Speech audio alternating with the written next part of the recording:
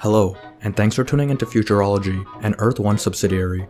This video is a compilation of some of the best documentaries on AI, and is an introductory video for this channel's AI series, which will take us on a journey from the ancient origins of the field of artificial intelligence to the birth of modern computational-based artificial intelligence, leading up to and encompassing the various types of machine, deep, and reinforcement learning algorithms, and then concluding with more grandiose sci-fi topics. The reason we wanted to do this is to give further context into how the field of AI has evolved, the prominent groups and figures responsible for it, and most importantly, so we can appreciate the advances in technology we all often take for granted today. Enjoy the documentary, consider subscribing, and let us know your thoughts on the subject matter in the comments below.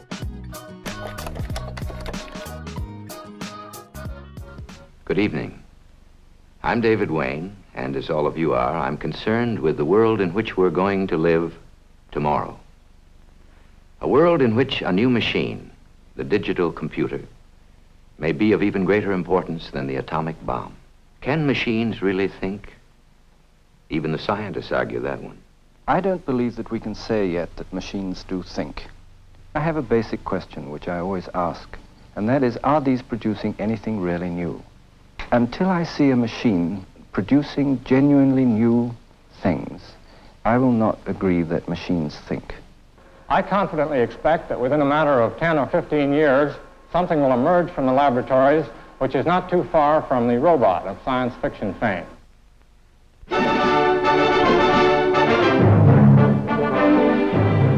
The Thinking Machine, starring David Wayne. In a moment, that story.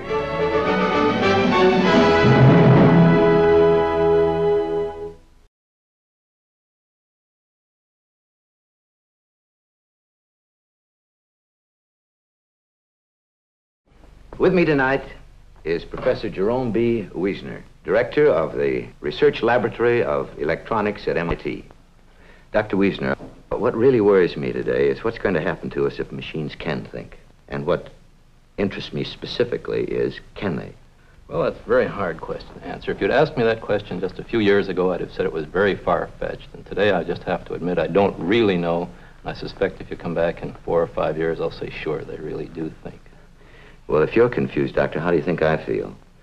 Professor Wiesner, I don't think I have to tell you that the conception of the robot, a thinking machine, has been man's dream for centuries, also his nightmare. Of course, up until recently, the exploitation of that dream has been largely in the hands of science fiction writers and my colleagues in the motion picture industry. Do you remember a great robot in the silent film Metropolis? No, I don't think I ever saw that one. Well, I'd like you to see that. It'd be very nice. Okay, Charlie, roll it.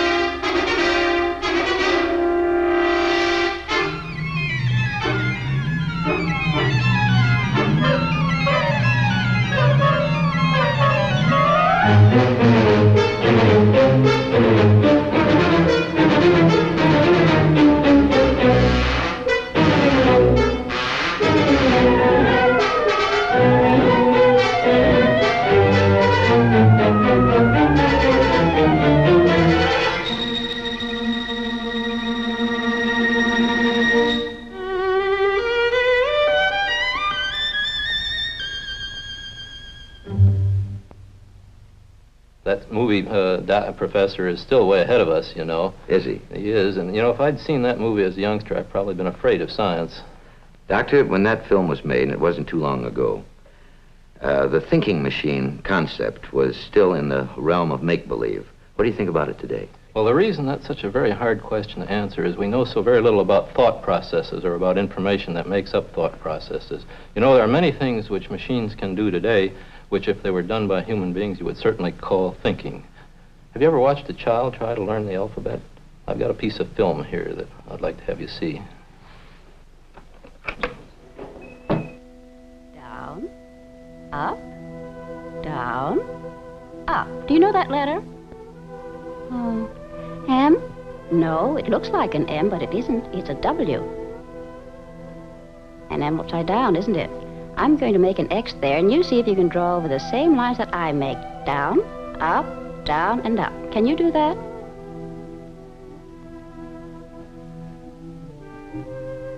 The same lines, honey. That's right.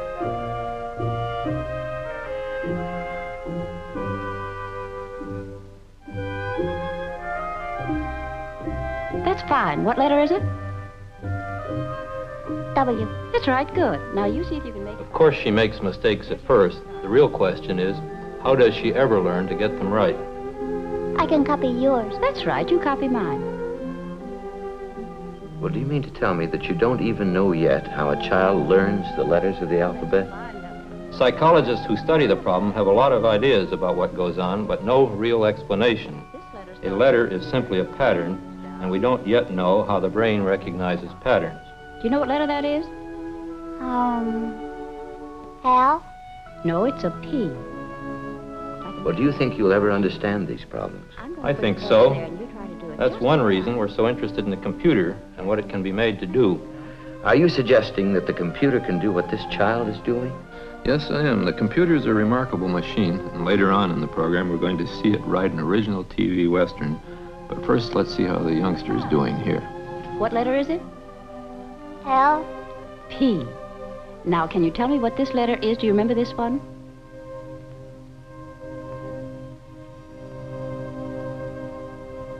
It's a W.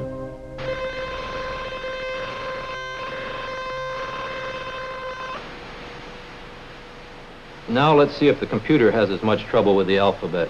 You mean we're going to see the computer do what the child did? I hope so.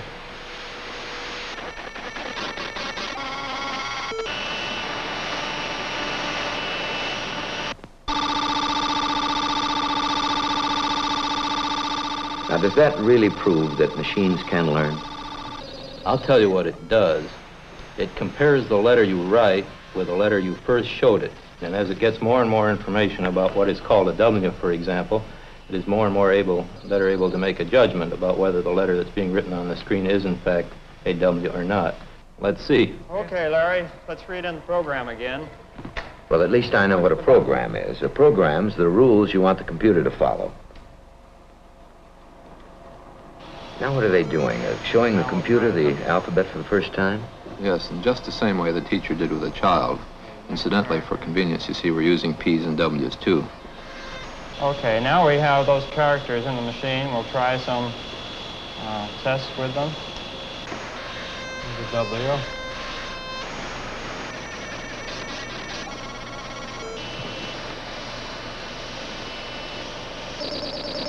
Call it a D.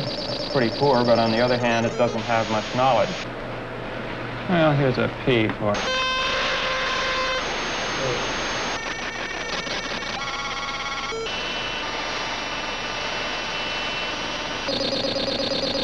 Try another P.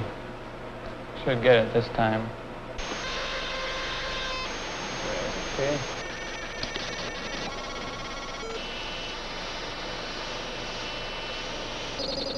Wow. Well, now that's luck. That's pure luck. No, as a matter of fact, one thing the computer can't do is fool the teacher. On the next try, look at the line below the letter. The longer the line, the surer the computer is of its answer.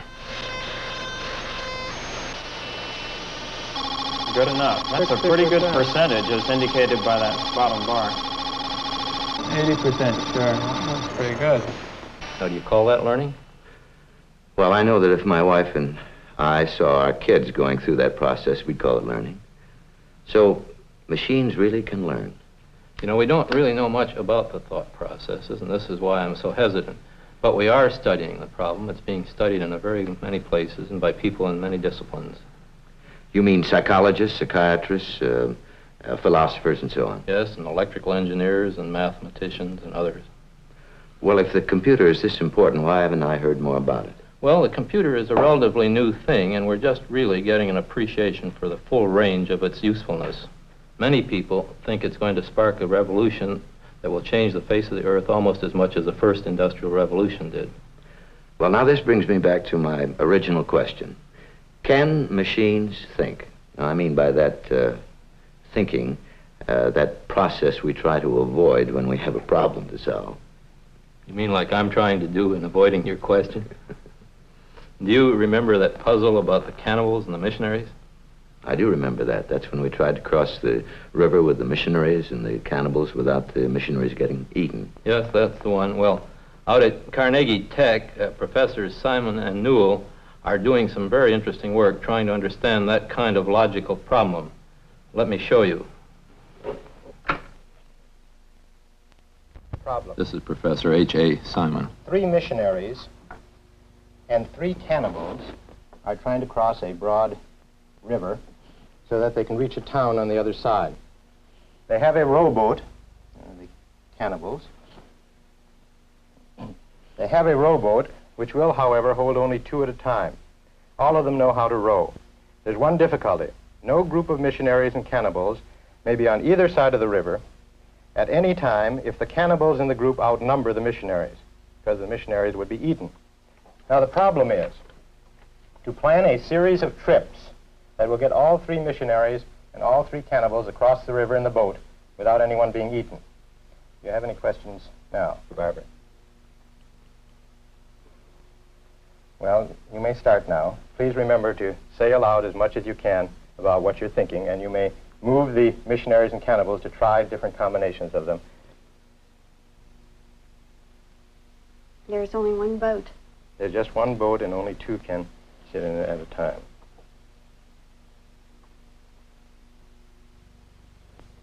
Why don't you take them across and see how it would work, remembering that the boat always has to come back with someone to get the next load.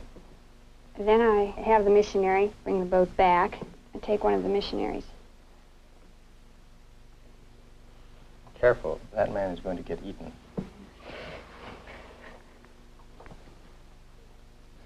Well, I guess I wouldn't do that.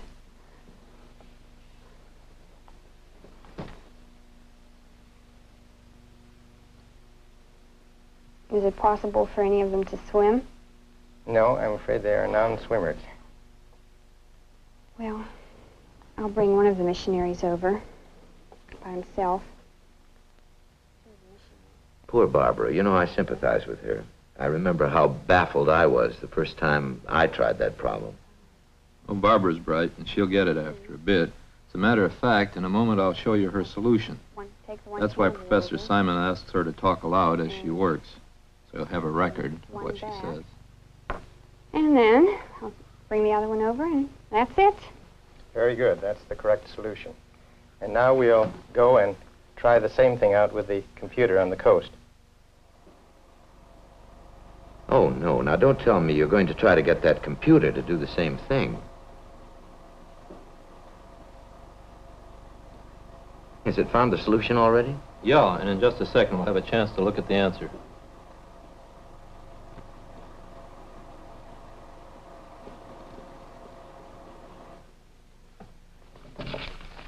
Is that the answer you have there? Yes, as a matter of fact, it's both answers. We've typed out Barbara's solution on computer paper, too. Can you tell which is which? Do I have to answer that? How does the machine do it, Doctor? Well, Professor Simon thinks that logical processes are really quite simple and only appear complex because there are so many of them in cascade. Well, does that mean that the machine tries every possible answer? No, it does just what a person does. It tries those things which seem most likely. Well, how does the machine know what's likely? Well, a person knows what's likely on a basis of experience.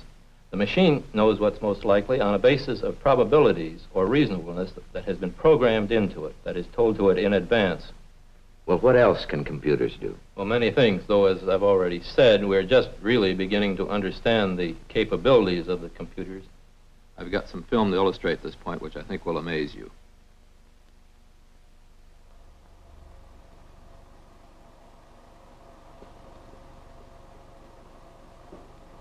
That man isn't playing checkers against a computer, is he? Sure, and it plays pretty well. Now, which color is the machine playing? Black. The player pushes those switches to tell the machine his moves. Incidentally, he has to make the machine's moves on the checkerboard as well. Well, then, how does he determine the machine's moves? By watching those lights on the console. Machine also prints out its moves. Who's that watching? He's Dr. A.L. Samuel, an MIT graduate, now with IBM. Dr. Samuel programmed the computer to play checkers so he could study machine learning.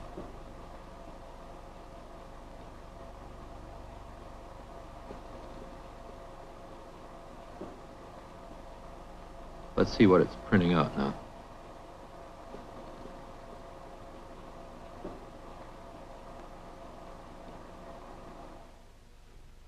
How in the world did it do that? Dr. Wiesner, how does a computer work? Well, it would take too long to give you a detailed explanation, but I think I can give you a simple explanation of the principles if you want. You can make a little box that you can put signals into, and every time you put a pulse into it, it adds. And with these devices, you can make adders, you can make multipliers, and you can make devices which do a number of other mathematical operations. Now, with these various building blocks, and it takes just a very few of them, you can organize much more complicated mathematical problems. And what you do is what we call programming. You lay out a series of steps, and you have to tell the machine every blessed single step you want it to do, because it can't do anything unless you do this. And this we call a program. We feed it into the machine, and it carries out the operations we've told it to do one at a time. Of course, there is a saving grace here, which is very important. And once the machine has learned how to do something, it can print out into its permanent memory, the tape, or on a piece of paper of the kind we've seen, the instructions for doing this, and you never have to think about that particular thing again. Well, does the nervous system work like a computer? No, not really, though there are many similarities between computers and living nervous systems. But neurophysiologists who work on the problem think there are many more differences than there are similarities.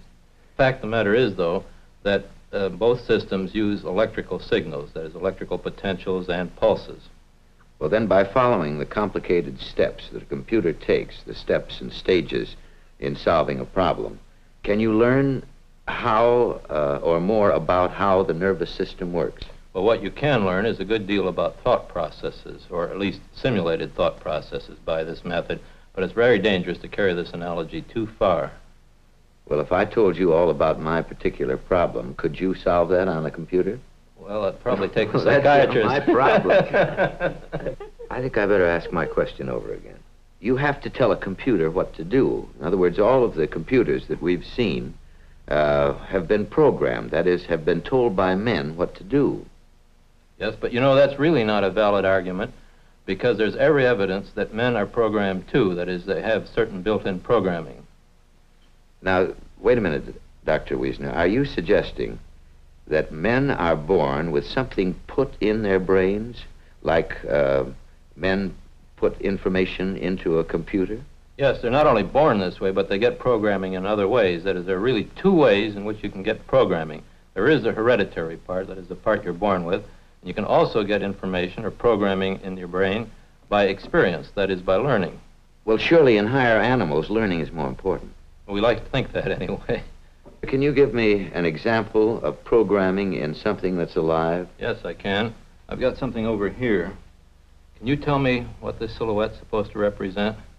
Well, it doesn't remind me of anything in particular. If I hold it up here like this, does it look like a goose to you? Yes, it does. Now, if I turn it around, what's it make you think of? Well, if we're still thinking about birds, I'd say it was a hawk. You did pretty well. Let's see if a duck can do as well. The ducklings used in this experiment have been raised in isolation. They've never seen any other birds. And there I see is our friend the goose.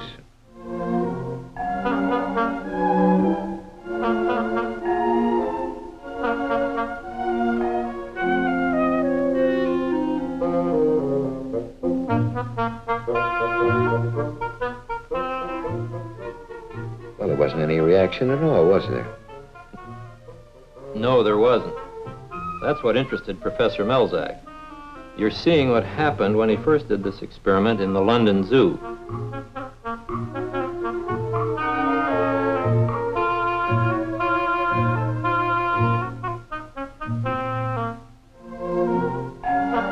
If you were a duck, would you worry if you saw a goose? You mean he will worry when Professor Melzack changes that goose into a hawk? Well, let's watch.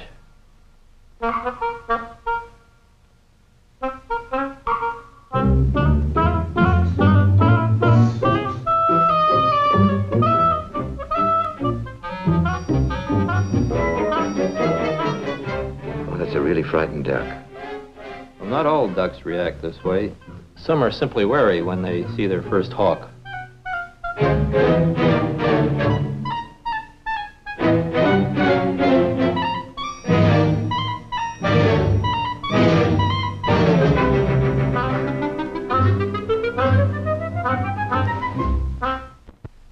Well, Mr. Wayne?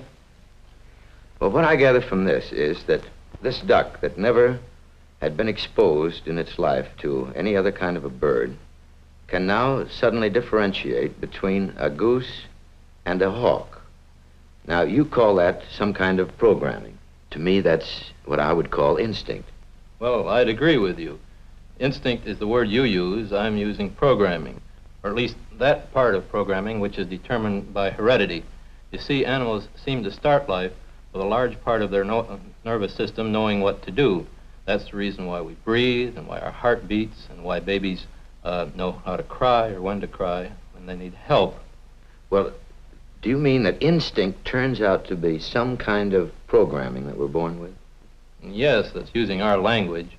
Let me show you some very interesting research that was done on the frog last year at MIT by Professors Lettvin and Maturano, which seems to indicate that some animals, at least, are born with very much more built-in information than we used to suspect was the case. Well, does it show that we're born with programming? Well, what it does show is that in the frog, at least, the frog's eye reports only very specific information to the brain. You mean that the optic nerve of the frog doesn't report everything it sees? No, it reports only very specific things, things which seem to be very important to the survival of the frog. Let's take a look at the next film. Well, now, the frog doesn't pay any attention to those dead flies. Isn't he hungry? Sure, but his eyes don't see them. He's hungry, all right. Watch. Well, if he didn't eat any of the dead flies, why did he eat the fly on the string? Well, you know, that's what Professor Letvin's trying to find out. It seems that the frog only sees things that move. Here, Letvin's looking through the microscope into the frog's brain, preparing to put a tiny electrode into one of the fibers in the frog's optic nerve. You mean when the fiber sees something, it'll send a signal through the electrode that we can see? Yes, and you'll hear it, too. Now Professor Lettvin is putting a target, that semicircular hemisphere, in front of the frog's eye.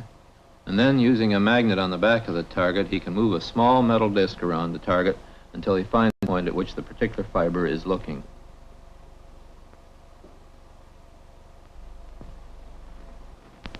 There, he's found it. See, it sends an electrical signal through the electrode.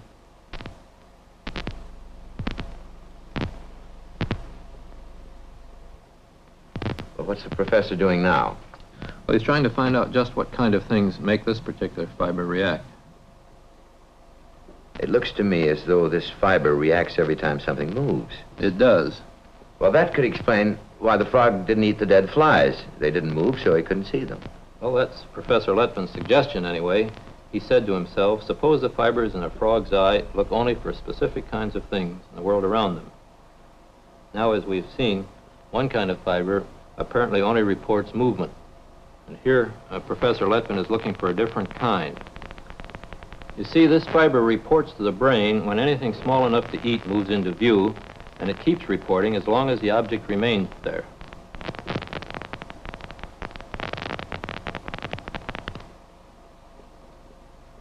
Well, why did it stop reporting when the light went out and then fail to report when it came back on? Well, think of the light going off as a shadow passing overhead, an owl, say. And apparently in a dangerous situation, the frog's eye only reports the danger, not food. Watch now as a long bar has passed through the field of vision. The bar is too straight and too big to be a bug, so you see there is no reaction. Professor Letvin's work suggests that the fibers from the frog's eye only report specific things to the brain, things related to the frog's survival. One group of fibers looks only for sharp edges. Another group, this one, seems to be a bug detector. Well, now, I was always under the impression that the eye reported all light patterns. Well, so are we all. I ought to add, though, that Professor Letvin's theories are not yet accepted by all people in the scientific community, or at least insofar as the implications about human vision are concerned. Well, if Professor Letvin's theories are correct, we would have some explanation for instinct, wouldn't we? Well, the existence of built-in coding or instinct was never really in doubt, although this is a very interesting demonstration of it. It's a demonstration, at least, of one kind of instinct, because it's obvious that the frog didn't learn to recognize flies, but was born with this ability already in its brain. Well, now, if I may say so, people aren't frogs, are they? Well, no one really suggests that people are pre-coded to the same extent that frogs are, but it's very clear that people also are born with a certain amount of information built into their nervous system. Let me show you something that'll prove this point. We're going to Geneva to the laboratories of Professor Jean Piaget and his associates. This is Dr. Barbel Inhelder working with a youngster of 5. By the way, how's your French, Mr. Wayne? Well, it's not very good, I'm sorry to say. Well, Dr. Inhelder here is filling one glass with milk. Then she's asking the child to fill his with exactly the same amount as she has in hers. Du lait à boire exactement la même chose dans ton verre.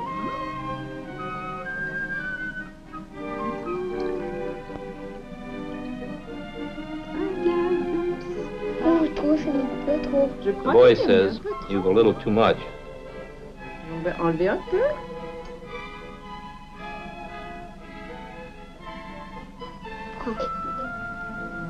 C'est maintenant la Is même it now the same height? Oui. Oh non. Non, pas encore. Faut que ce soit exact. Voilà. Exactement la même chose. Là, c'est la même chose. Exactement la même chose. Regarde. C'est parfait. Non. He's a real stickler, isn't he? Comme ça. Oui. Voilà. On a exactement la même chose à boire. Oui. Moi, j'aimerais boire mon lait dans ce grand verre. I would prefer to drink my milk in the tall glass. I have poured it all in the tall glass. Tu vois? Oui. Regarde. Toi, You and I, have we still the same amount? de lait à boire? Non. Non. Qui a Who plus has à more? boire? Verre. Ici, dans ce verre, this il y a glass? plus à boire. Comment le But voir? how do you know? Parce qu'il est plus grand. Because it is taller. C'est chaud. Well, that's delightful, isn't it? Now, how could that child make that mistake? Well, apparently, when we're born, we rely exclusively on our eyes to form our concepts of the world around us.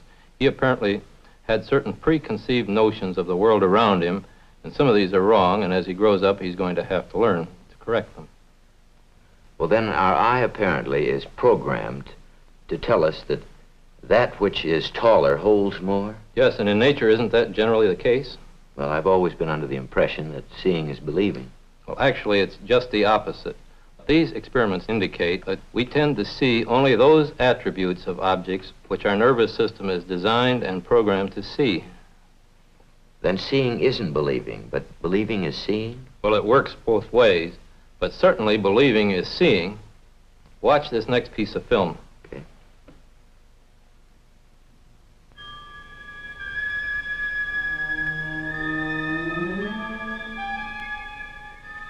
Professor Wiesner, I've seen this before. Now, that window isn't square. You see, one side is longer than the other. Yes, but no matter how many times you've seen it, I'll bet you still can't see through the illusion. What's the window doing now? It's revolving. I know it's revolving. Of course it is, but I'm certain that you don't see it that way. You see it as though it were oscillating back and forth.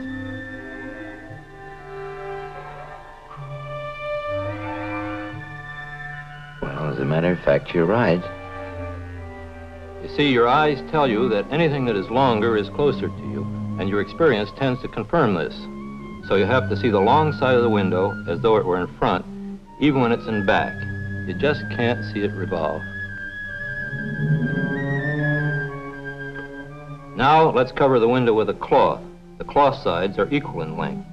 Now maybe your brain will let you see the window rotate. Look at the bottom corner of the cloth. Now do you see it revolve? Yes, I do.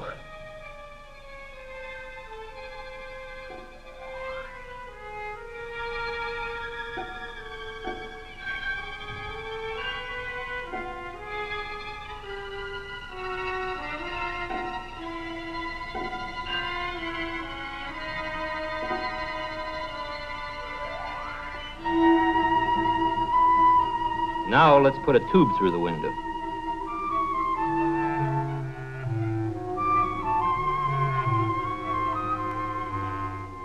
What do you see this time?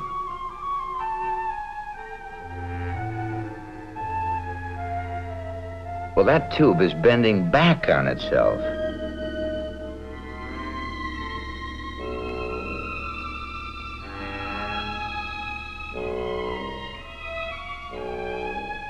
You know why? That's because you've assumed the tube is made of rubber. Now, if you tell yourself that it's made of steel, you'll see it cut through the window instead of bending. Am I right? Well, now I have to think real hard that it's steel, right? Right. It's steel, it's steel, well, I'll be. Yes, you are right.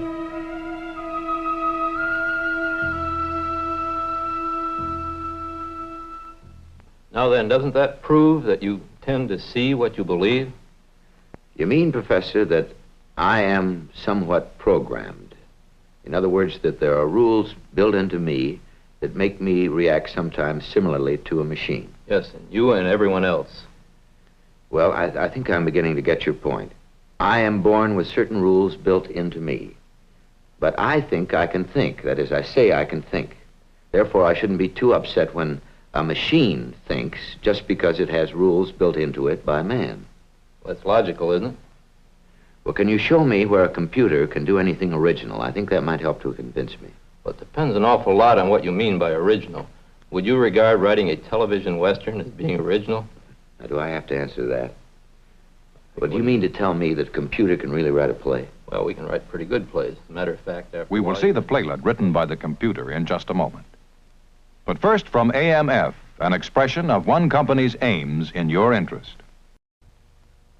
You were saying that a computer can write a play? Sure, and I'll show you. It won't be as good as Shakespeare, but it'll be better than a lot of the westerns you look at.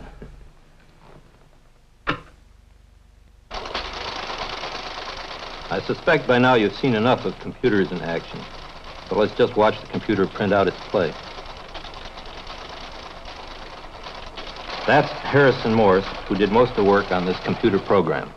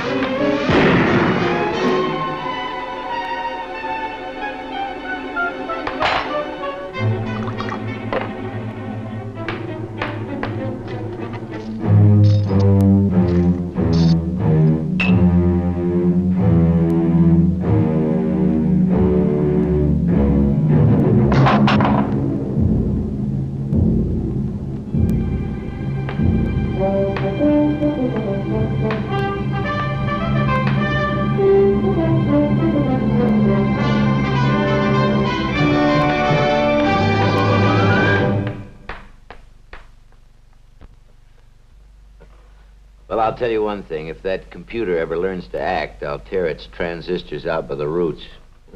You know, that's as close to magic as anything I've ever seen, Doctor. Well, you know, it isn't really magic. Let's have Doug Ross, who's on the staff at MIT and who supervised the writing of the program for this playlet, explain it to us. Well, we had a lot of fun working on this program. But we're not just playing games. We're trying to illustrate some important things about artificial intelligence. Just as a human playwright must obey certain rules in order to have a meaningful and understandable play, one that seems natural for people to actually act out, we must make the computer aware of the same kinds of rules. So what we're trying to show are that intelligent behavior is rule-obeying behavior. We're trying to show what these rules look like, and we're trying to show how a computer can be made to do creative work. In the type of play that our program is designed to write, we have a robber enter, wait for the sheriff, and when he enters, they have a shoot it out, and one or the other will die, and the winner, if any, will pick up the money and walk out the door. The human playwright would know already things that we have to teach the computer by programming. For instance, if the gun is in the hand and the hand is on the robber and the robber is in the corner, the human knows immediately that the gun is also in the corner. But we must make the computer able to keep track of all these things. This switch shows how the computer will choose reasonable alternatives for the sheriff.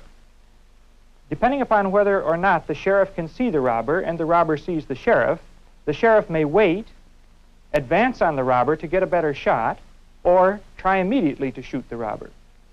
We have given the computer rules for determining reasonable behavior, and we have also given the computer rules for modifying those rules. For example, we have an inebriation factor, which controls the actions of the robber depending upon how much he has had to drink.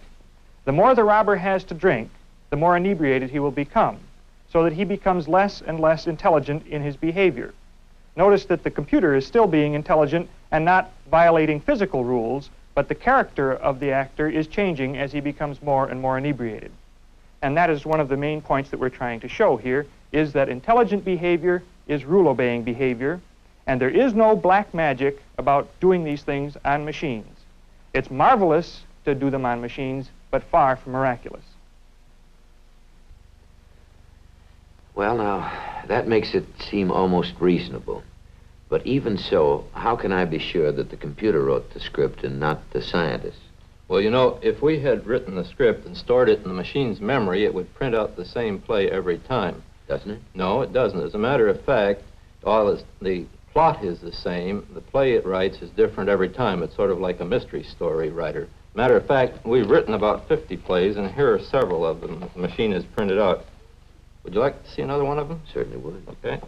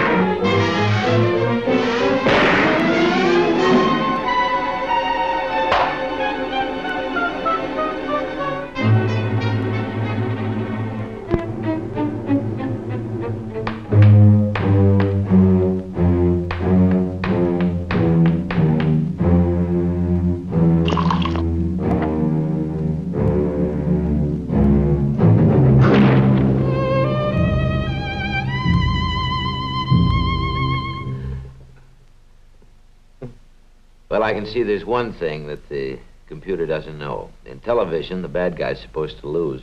Yeah, you know, there are many things the computer doesn't know. And even worse, sometimes the computer just doesn't work. Well, what happens then? Well, almost anything. For example,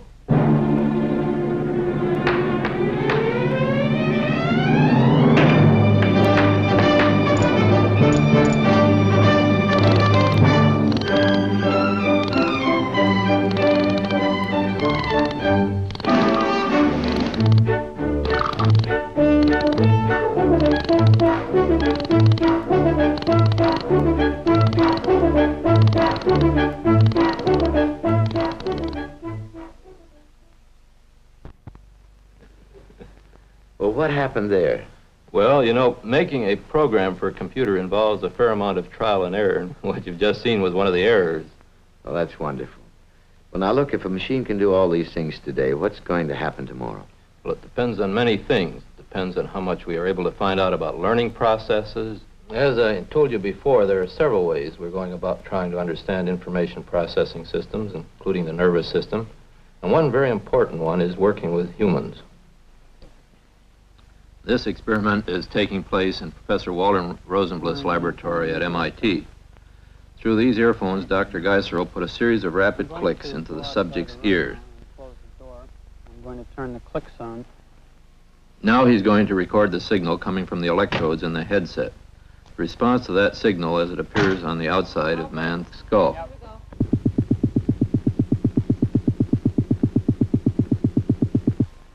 But hasn't this kind of recording been done for a good many years? Well, no. Recording from the skull has been done for a long time, but what you used to get was a picture of all the electrical activity in the brain.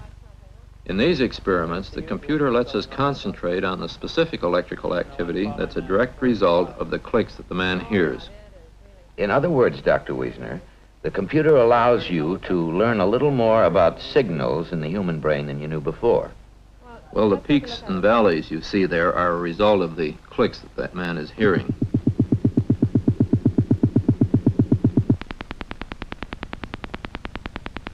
Incidentally, as it almost always does, pure research has a number of applied, usually unpredictable values as well. In this case, here we're seeing the John Tracy Clinic in Hollywood. These techniques are being used to determine deafness in children. Another way of studying these logical processes we've been talking about that take place in the brain and in giant computers is going on at the Lincoln Laboratory. This is a laboratory which we operate for the Department of Defense. Here is housed one of the world's largest and most versatile computers. We call it the TX2. It took a great many men several years to build, and we're still working on it, improving it all the time. This enormous collection of wires, tubes, transistors, and circuits connects the largest computer memory now operating. That's the memory over there. All that's a memory? Yes, it is. You know, it contains about 2.5 million memory units, primarily ceramic cores in this case. Huge as it is, it holds only a tiny fraction of the elements that are housed in the human brain. People estimate that our brain holds about 10 billion neurons. 10 billion? Yes, and unbelievable as that is, this comparison is probably very misleading because neurophysiologists believe that each neuron fulfills many more functions than a single vacuum tube or transistor. So you have to use huge installations like this to find out how signals move between the brain's neurons? Well, you know, this is really pretty small to simulate anything as complicated as the brain. This gadget only has about 1,300 neuron-like elements.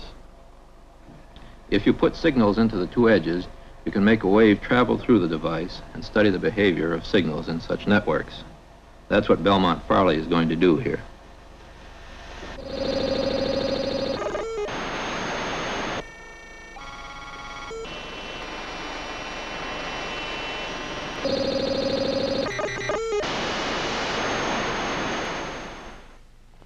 Are scientists everywhere using computer machines like this to study learning? Yes, they are.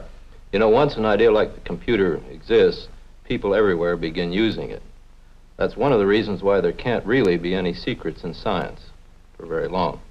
Matter of fact, I recently saw work similar to this in Russia. Well, if fabulous machines like this are being developed everywhere, what's going to happen to us all tomorrow? Who's going to be in charge, machines or men? Men, I hope. You know, you can always pull the plug. A French artist named Jean Tinguely tries to prove this point, as a matter of fact, by building machines that do absolutely nothing.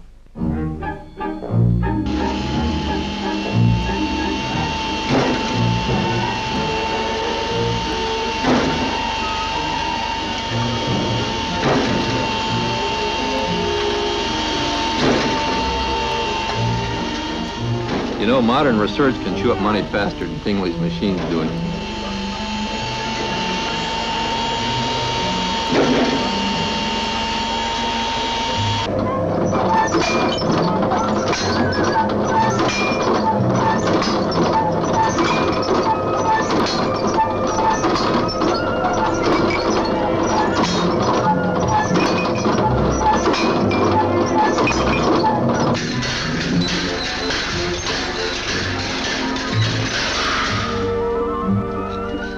You know what he's doing here?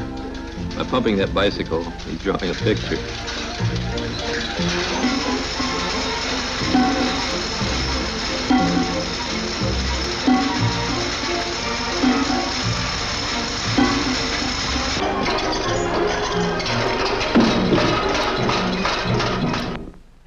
Oh, that really is wild.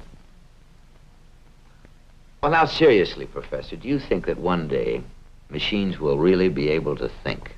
Well, I think so, but people still disagree about it. Let's hear what a few scientists have to say about it. I don't believe that any of the machines that we know today can think. I have a basic question, which is, do these machines produce anything really new? When you consider the great new ideas produced by men like Newton and Darwin and Galileo, you'll find that initially they had to throw away the old rules that they'd been brought up with. Now, machines do what they've been told to do. They obey the rules that have been fed into them by man. And we know of no machines at present which have means of overcoming this limitation.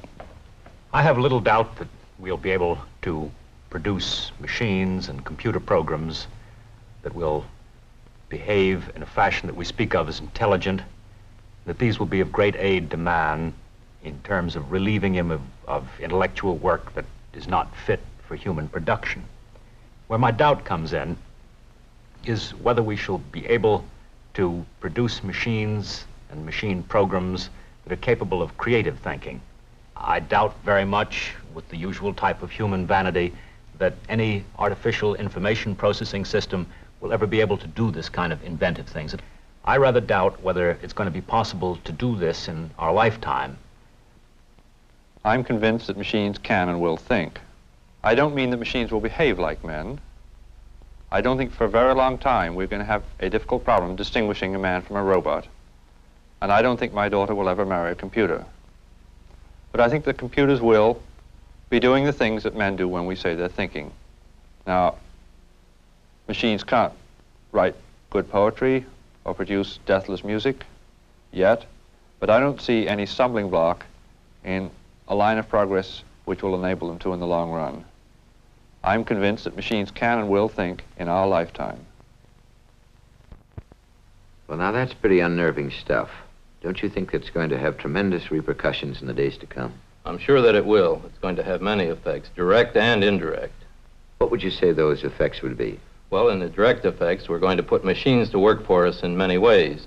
By indirect, I mean that we're going to learn many things while we work with the computers that will help us in other fields that we're interested in. For example, in the field of mental health, social problems, and economic problems, just to mention a few.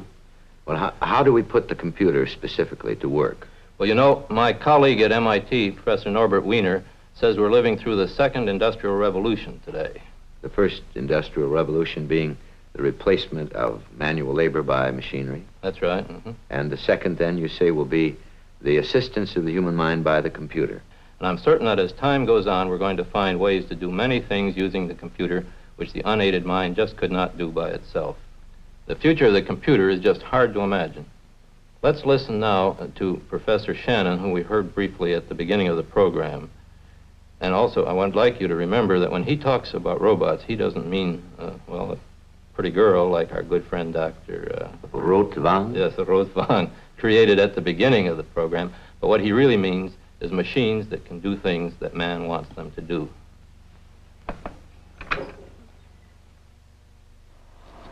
In discussing the problem of simulating the human brain on a computing machine, we must carefully distinguish between the accomplishments of the past and what we hope to do in the future. Certainly the accomplishments of the past have been most impressive. We have machines that will translate to some extent from one language to another, machines that will prove mathematical theorems, machines that will play chess or checkers, sometimes even better than the men who designed them. These, however, are in the line of special purpose computers aimed at particular specific problems. What we would like in the future is a more general computing system capable of learning by experience and forming inductive and deductive thoughts. This would probably consist of three main parts. In the first place, there would be sense organs akin to the human eye or ear, whereby the machine can take cognizance of events in its environment. In the second place, there would be a large general-purpose flexible computer programmed to learn from experience, to form concepts, and capable of doing logic. In the third place, there will be output devices, devices in the nature of the human hand, capable of allowing the machine to make use of the thoughts that it has, or the cognitive processes, in order to actually affect the environment. Work is going on all of these fronts simultaneously, and rapid progress is being made. I confidently expect that within 10 or 15 years, we will find emerging from the laboratories something not too far from the robot of science fiction fame. In any case, whatever the result, this is certainly one of the most challenging and exciting areas of modern scientific work. Exciting and challenging, but doesn't it worry? Well, sure, it worries me. But you know, the problems posed by the computer are really no different than the problems we have with other products of technology. It's going to take a great deal of wisdom on our part to manage them, but if we do, we're going to make a much better world. Thank you, Dr. Wiesner.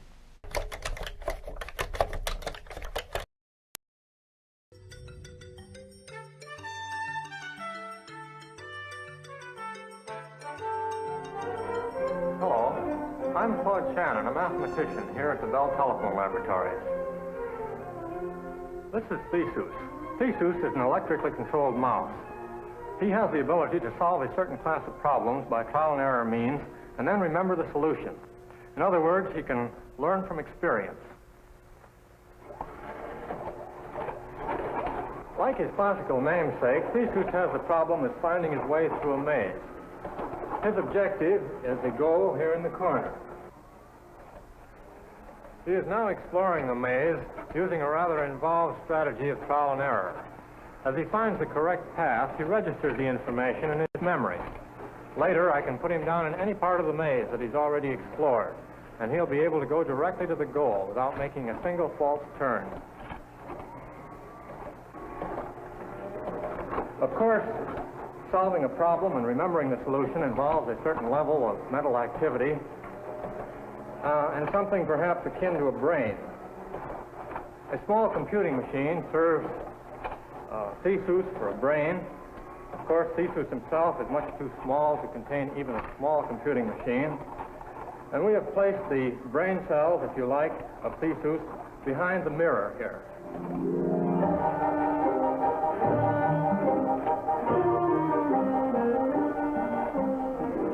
This is a bank of relays, telephone relays. And the job they do for Theseus is similar to the job they do in your dial telephone system. Each time you use your telephone, the dial system has to remember the number that you dialed, then guide your call through the maze of connections, the thousands of separate lines in a dial switching office. In a fraction of a second, it must find a trunk line free to carry your call. It also has to remember in itself what sequence of steps are necessary to make the connection for you. Here at the Bell Telephone Laboratories, we're concerned with improving your telephone system, making it work better to give you more efficient service. One of our continuing projects is on dial switching. Incidentally, the things we learn for the telephone system have other applications, too. We can use these telephone relays to build computing machines, machines that can solve mathematical problems in a few minutes that would otherwise take many days to solve. We at Bell Labs also use this knowledge to build gun director equipment for the armed forces. The many factors which affect the aiming of guns and guided missiles are computed and applied by these machines in fractions of a second. Theseus is a simple demonstration of some of the things we can do with telephone relays. He's now had a chance to find his way through the maze, and there he's reaching the goal. Now let's see how well he remembers what he's learned.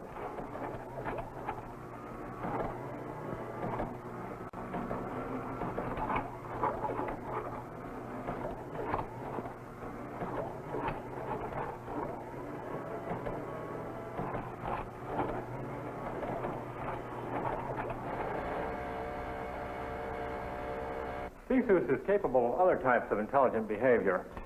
He can add new information and adapt to changes. If the entire maze or part of it, for example, is changed, he will explore the changed area, replacing the old information that's no longer of value by the new information that he's just learned. Here, let me show you what I mean. Suppose I change the maze around a little bit. Let's say I take this partition and move it over here. And suppose I move this one over here. There are over a million different ways you can set up mazes on this board. Now we'll take the mouse and put him back in the same starting point, and let's see what he does. He's replacing the old obsolete information with what he's now learning about this new situation. Those copper whiskers of his tell him when he's up against a wall and has to try a different direction. Now he's through the change section, and his memory is correct for the rest of the way to the goal.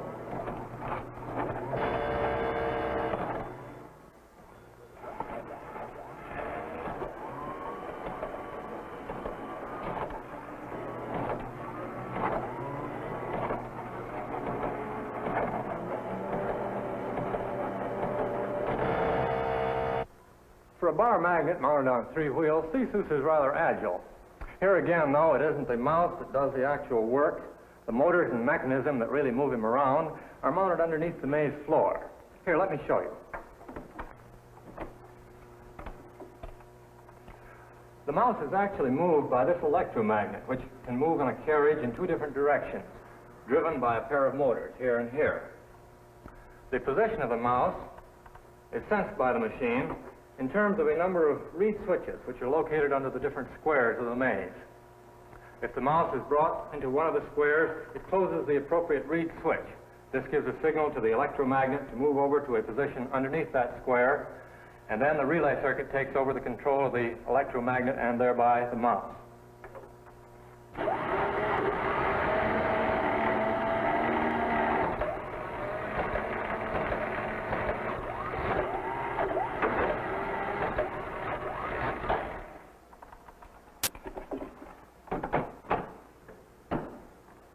When Theseus is exploring a maze, he rotates his trial direction for any square in a clockwise manner, north and east and south and west, until he's able to escape from the square.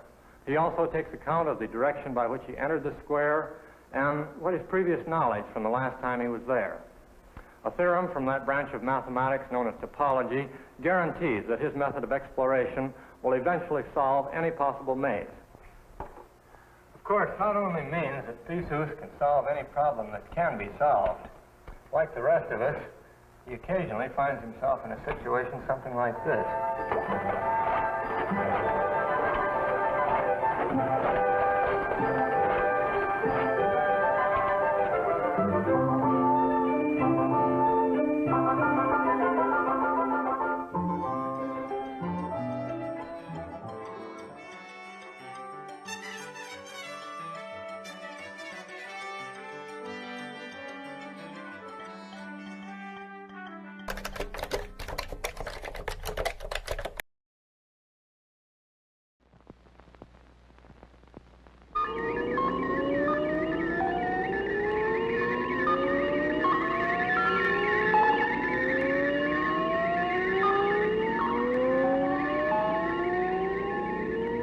When the hero of any up-to-date science fiction show has a problem, he usually turns to his trusty computer for an answer.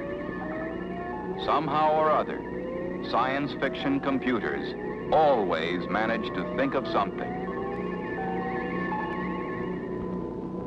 Sometimes they think so hard, they get uptight. They blow their cool.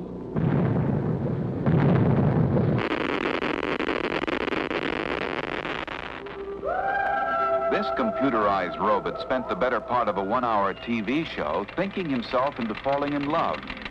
With another robot, of course. But how about real-life computers? Do the so-called thinking machines really think?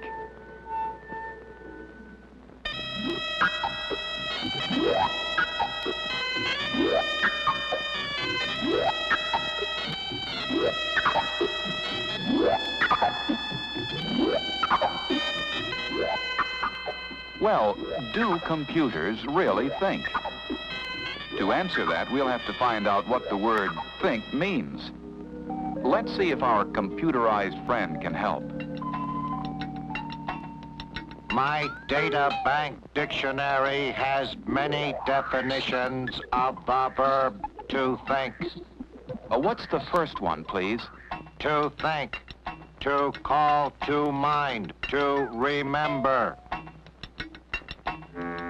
People can't always recall things the instant they want to, but storing information and recalling it is something electronic computers do remarkably well.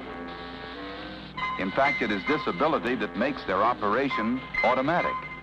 Once programmed, it can refer to its own memory for instructions and data. Of course, memory devices aren't new. They came into existence as soon as man learned he could use substitutes or symbols to represent the things he wanted to remember.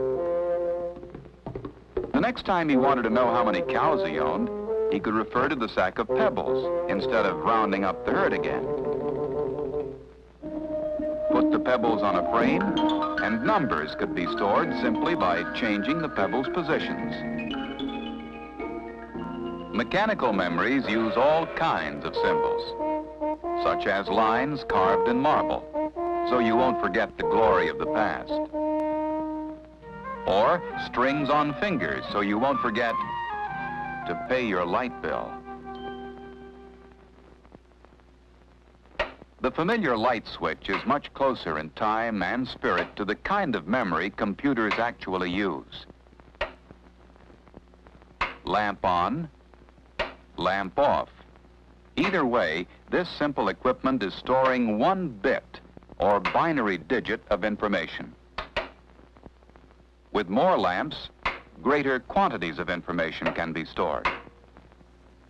But mechanical switches and lamps are too slow. Modern computers use fast magnetic memory devices, such as tapes or discs, stacked like jukebox records, or tiny cores woven together like Indian beads. Large computers use these and other types of memory devices to achieve tremendous storage capacities.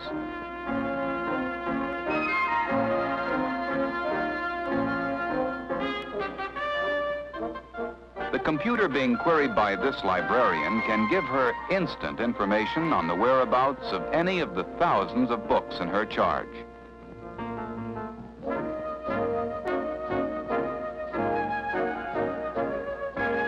If remembering were the only definition of thinking, we'd have to put computers in the mental giant category. It is not to think, to subject to the process of logical thought. Playing chess certainly involves a high degree of logic. And this computer at MIT has been programmed to play a very respectable game. Its human opponent studies his move on an actual chessboard before feeding it into the computer.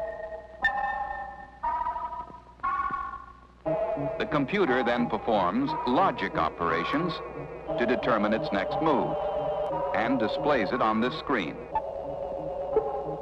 It has even won first place in an amateur tournament.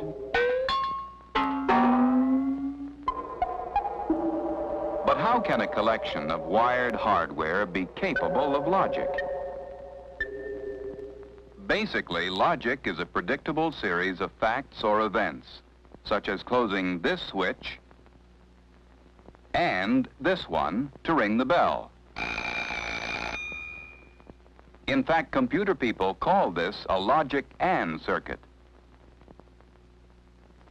The same components can be rewired into a logic OR circuit to ring the bell by closing either this switch or this one. AND, OR, and many other kinds of elementary logic circuits are the basic building blocks that form the complex logic networks we call computers. The computer controlling this electronic telephone switching office makes millions of logical decisions every day, all with the infallible logic it takes to quickly connect the telephone to any of the more than 100 million other telephones in this country. That would be pretty good thinking if logic were the only definition. There is also visualization, to think, to form a mental picture of. All of us are capable of translating symbols into mental images. But computers aren't nearly as imaginative.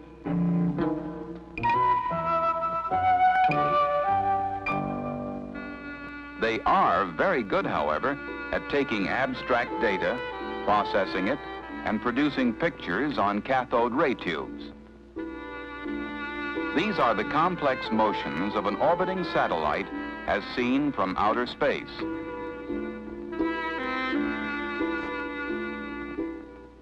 Even more interesting is the computer's ability to simulate designs or systems. This scientist at Bell Telephone Laboratories is designing an electronic circuit by drawing with a light pen on the face of a television screen connected to a computer.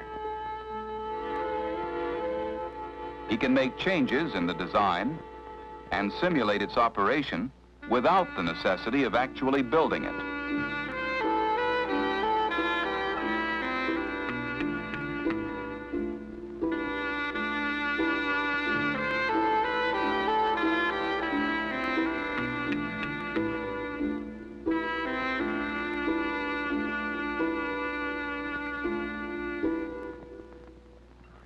When it comes to memory, logic, or forming images, we computers are pretty good thinkers.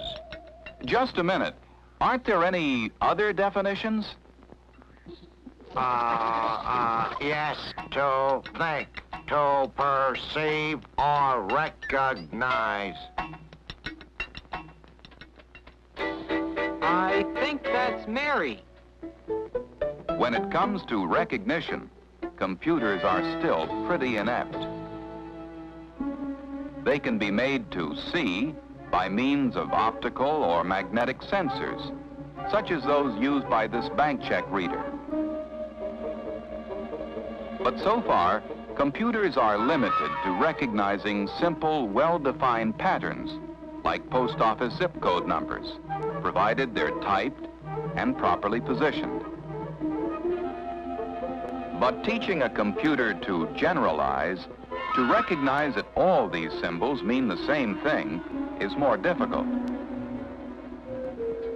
When it comes to language translation, computers aren't very bright either. Some progress is being made, but the problems are enormous. Essentially, they boil down to one fact. There is no such thing as an absolute one-to-one correspondence between the words of one language and those of another. For example, when out of sight, out of mind was put through one translating computer, it came out as the foreign language equivalent of invisible imbecile. Imagine what mechanical translation would do to slang. It is a frightening thought. May I go on to the next definition? To think, to have feeling or consideration for. Computer programmers have been known to fall in love with their computers, but no computer was ever observed returning the sentiment. In fact, computers are absolutely devoid of feelings, and a good thing, too. They neither play favorites with programmers, nor get angry at their mistakes. Best of all, they never get bored. Like other machines, they can do the same monotonous chores all day long without complaining.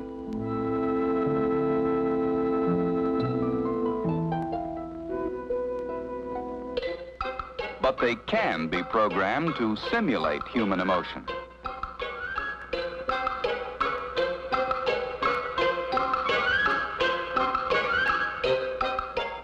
Getting arty? I'll bet your next definition involves creativity. Right. To think. To create or devise. Creativity, a word just as hard to define as thinking, still seems to be a uniquely human capability. A computer has been used to produce animated pictures as well. One animated film produced by a computer is on the subject of producing animated films on a computer. The technique has already produced some interesting results. Like the pictures, the music you are listening to was also produced by a computer.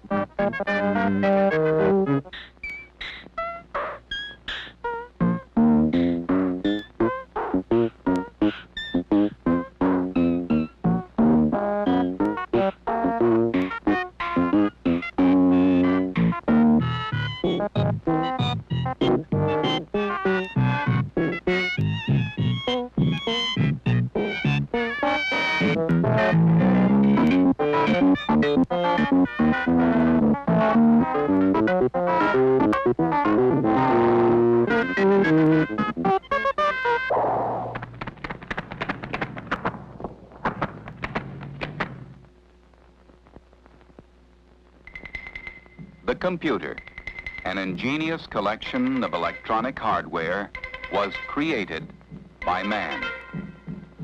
It is also man who creates the programs that make the computer the useful tool that it is. Without a program, a computer is no more productive than a player piano without a music roll, or a jukebox without a record. Still, whether the big machines are creative or not is irrelevant when you consider their usefulness and efficiency. Billions of correct mathematical operations between errors, the equivalent of 1,000 people computing for a lifetime without making a mistake. But do they think? Well, let's say they carry out some processes that are similar to human thought. Or better yet, let's just say it all depends on what you mean by thinking.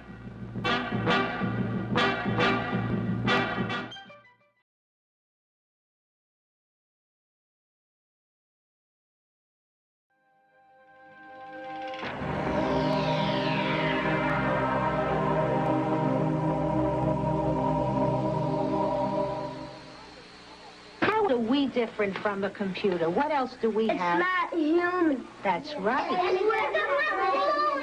Wait. You're human, but a computer isn't human. That's what I said. Right. People don't have buttons that a computer does. What buttons on your shirt? Can the computer think? Yes. No. How many people think the computer can think? The issues this class of kindergartners are struggling with have exercised some of the world's smartest minds during the 40-year history of the computer. I'm doing this now. For computers are not like other machines. Their ability to manipulate concepts gives them a mind-like quality. And from the very beginning, some people saw them not as a calculating device for a mental aid, but a thinking machine. The thinking machine. Hello again. With me tonight is Professor Jerome B. Wiesner, Director of the Research Laboratory of Electronics at MIT. Dr. Wiesner, But what really worries me today is what's going to happen to us if machines can think. And what interests me specifically is, can they? Well, that's a very hard question to answer. If you'd asked me that question just a few years ago, I'd have said it was very far-fetched. And today I just have to admit I don't really know. I suspect if you come back in 4 or 5 years, I'll say, sure, they really do think. Well, if you're confused, Doctor, how do you think I feel? We're just really beginning to understand the capabilities of the computers.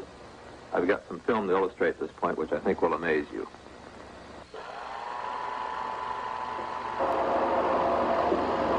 That man isn't playing checkers against a computer, is he? Sure, and it plays pretty well. Now, which color... While most computer scientists saw it as a mere number cruncher, a small group thought that the digital computer had a much grander destiny. Being a general-purpose machine, it could be programmed to do things which in humans require intelligence. Play games like checkers and chess, and solve brain teasers. Let's see what it's turning up. The field became known as artificial intelligence. And no one institution would be linked with its fortunes like the Massachusetts Institute of Technology, MIT. In 1958, two young mathematicians, Marvin Minsky and John McCarthy, set up a department to explore this exciting new intellectual frontier. They attracted a series of brilliant students. One of the first, Jim Slagle, got the idea of programming the computer to solve problems in freshman calculus. Our problem boils down to integrating a complex function, which is, at least it's most easily done in complex notation. Jim Slagle decided to write a program which would try to solve the kinds of problems that MIT students do in the first year calculus mathematics. And the problem was doing what we call symbolic integrals. And he wrote a program which consisted of more or less 100 kinds of rules or suggestions. The machine would try various ones, and then it would use the special set of rules. I called them rules of fear. If the thing got too complicated, it would say, that's no good, it's too complicated. But if it seemed to be getting simpler, it would follow it further. Well, the amazing thing, and this was 1960, just a couple of years after we started, the thing got an A on the MIT exam, and it was frightening. It was doing as well as the average student, or maybe slightly better. These first small exercises in artificial intelligence had turned out so well that hopes for the future were very high indeed. They were delirious that in 10 years they had gone from machines that moved bits around to machines that actually proved logic and played games, and everyone was amazed that these things, which what they thought were just number crunchers, could be minds, had intelligence. Thinking intelligent thoughts is a mysterious activity. While the brain, the hardware which enables us to think, is physical, philosophers have tended to locate our mental activities in a different abstract realm that we call the mind. Let's close our eyes and imagine that we're on the moon. Close your eyes now.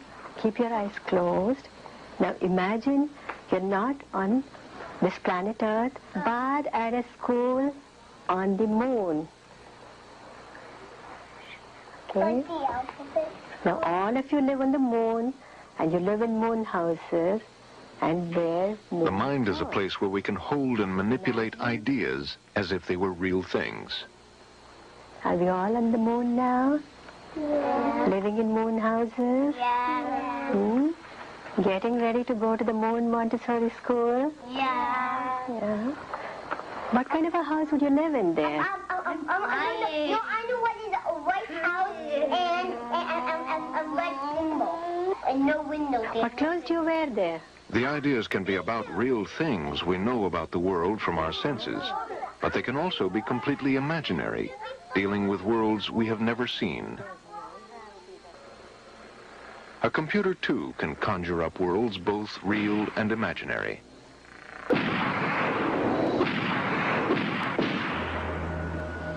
The pioneers of artificial intelligence reasoned that if a brain can also be a mind, then so can a computer. The fact that the hardware of the brain with its neurons was completely different from the computer, with its vacuum tubes, was irrelevant. It was the thoughts that they manipulated which were important. The pioneers in the field of artificial intelligence had little interest in the question of how the brain was actually constructed. That is, they viewed and continue to view the mind as something different from the brain. The mind is a symbolic processing entity. The brain is, so to speak, the hardware on which the mind runs. Mind is analogized to software. Brain is analogized to hardware. Just as software runs on the hardware of a computer, the mind is what, so to speak, runs on the wetware of a brain. Blindly copying nature's way of doing things wasn't always a good idea. Attempts at artificial flight based on the way birds fly had been a disaster. They had this interesting analogy that just like when you made planes, you didn't have to make them with flapping wings. The biology didn't make any difference. We just bypassed biology and evolution and made planes with motors, and we made rockets.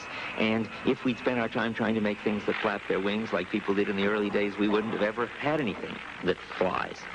So it doesn't matter at all how the brain makes intelligence. We don't have to model the brain any more than you have to make something that flaps its wings in order to make something that flies. In the early 1960s, Hubert Dreyfus was a young philosopher working at MIT, one of the few representatives of the humanities in an institution which lives and breathes science. Students of his who were immersed in the exciting new frontier of artificial intelligence began trying to convince him that for philosophy, the writing was on the wall. Students would come into my courses on Heidegger and Wittgenstein and say that you philosophers have had your 2,000 years and you haven't come up with much, but we are beginning to, in fact, we've already practically finished understanding perception and particularly intelligence, reasoning, and so forth. And in effect, the ball has passed to us. And I was amazed. I had heard nothing about that. Can machines really think? Even the scientists argue that one. I'm convinced that machines can and will think. I don't mean that machines will behave like men. I don't think for a very long time we're going to have a difficult problem distinguishing a man from a robot. And I don't think my daughter will ever marry a computer.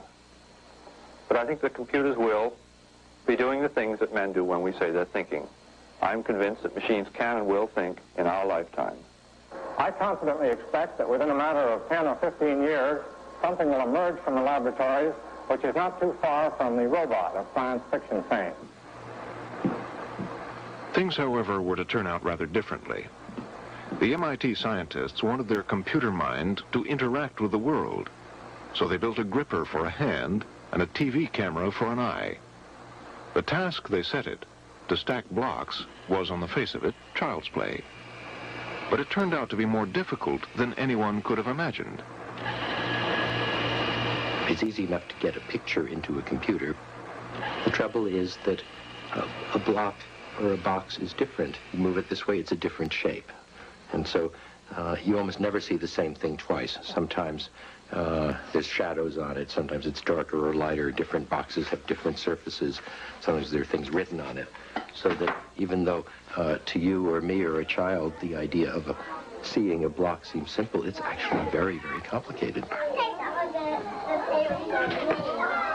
But beyond the problem of recognizing blocks, the program had some rather strange ideas about what happened to blocks when you let them go.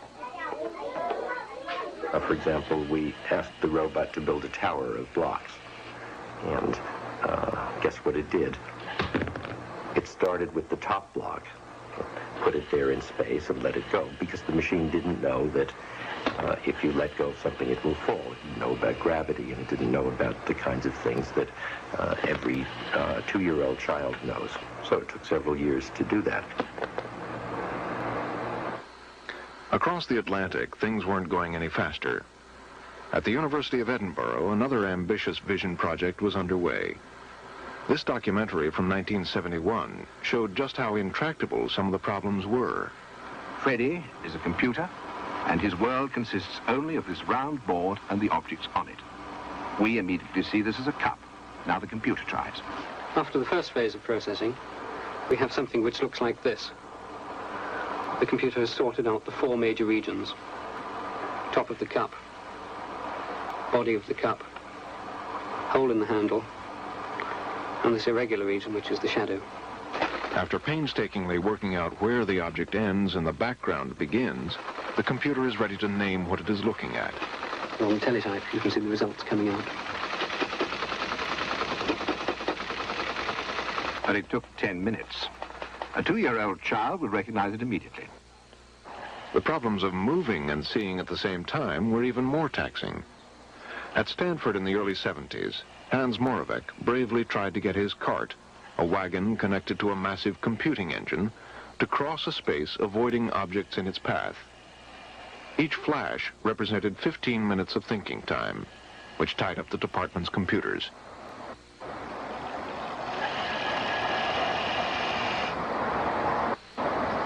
Each meter of travel of the robot was accompanied by 15 minutes of computation, and the crossing of a large 30-meter room took 5 hours. A 4-year-old is already equipped with wonderful circuitry to look at the world and detect the presence of objects and to note the imminent collisions and to avoid them. So a 4-year-old can toddle across the room with apparent effortlessness. The Stanford cart used a hierarchy of programs which were anything but effortless. The computational problems of vision were so immense and required such different kinds of computing engines than those available that many researchers decided to avoid the area and concentrate instead on a purer form of intelligence, a truly disembodied mind, one that didn't need eyes or hands. In 1950, the British computer pioneer Alan Turing had speculated that one day machines would think. He proposed a test, the Turing test, which a machine would have to pass before it could be considered truly intelligent. Imagine you were sitting in a room communicating via a screen with an entity somewhere else. It may be a person or a computer program. By question and answer, you have to determine whether you are talking to a human or a machine. This entity doesn't need eyes or limbs. In principle, it doesn't need a body at all. All it has to do to beat the challenge is to use language intelligently.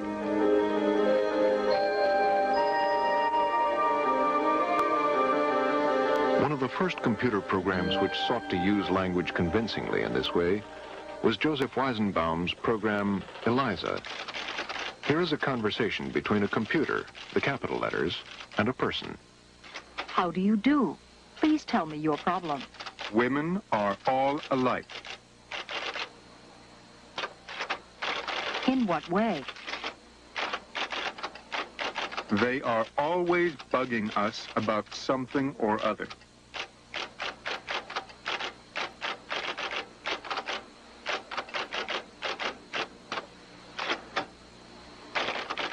Can you think of a specific example? Although it seems to understand the words, it is in fact based on a series of tricks. Eliza understands nothing about the meaning behind the words. Often, Eliza just turns a reply into another question. Well, my girlfriend made me come here. Your girlfriend made you come here? But it is geared to look for important words like mother, father, or dream. Then it will respond more aggressively. She and my mother value therapy. Tell me more about your family. And once you realize this, it can be easily fooled. My opinion is that necessity is the mother of invention.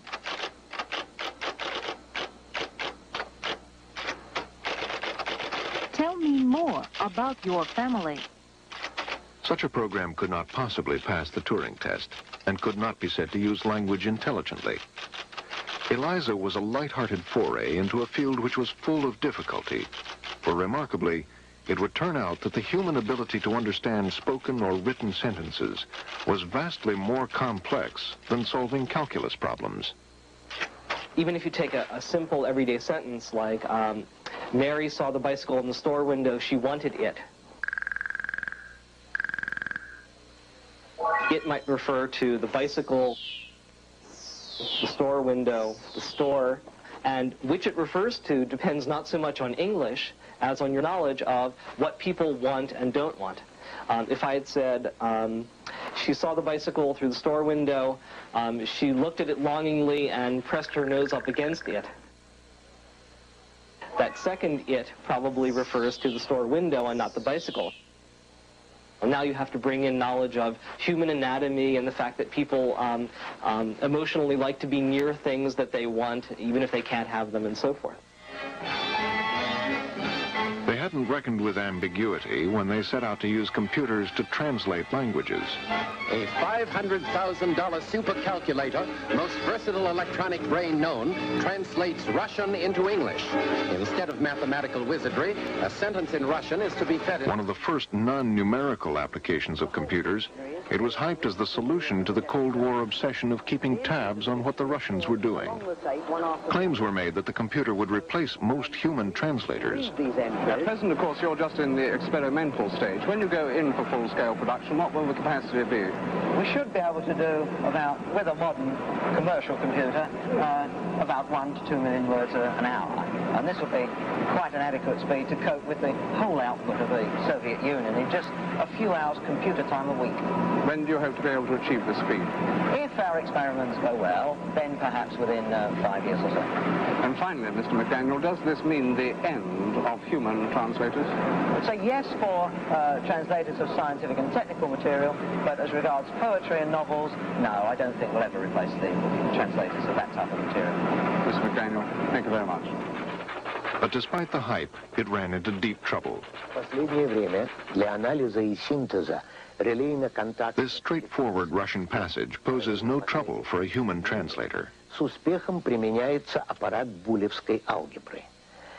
In the present paper, we propose using matrix Boolean algebra, and we describe some results which we have already obtained in this way. But when it was given to a computer, this was all it could come up with. In a 2-4 present genuine article and clause, to be offered, to be proposed, please suggest, for investigation, research, analysis, exploration, paper, essay, such so a sort of sort time family gens gender, utilized to take advantage of matrix Boolean algebra and n to be described row series, result gotten in at into 2-4 on n, this direction trend order permit. Humans all over the world, even though they have never met, even though they have different languages and traditions, share a vast amount of common knowledge. Knowledge of what human beings are and what they strive for, their goals and beliefs, their sensitivities and fears. Before they could translate or understand languages, computers would have to know these things, as people do. We are so good at using and understanding language that before computers came along, we never realized just how difficult the task was. Language is just full of ambiguity. What words mean depend on their context. Imagine the problems an alien from outer space would have understanding these newspaper headlines. What kind of pattern are the police looking for? Is this about breakfast food or Britain's Labour Party?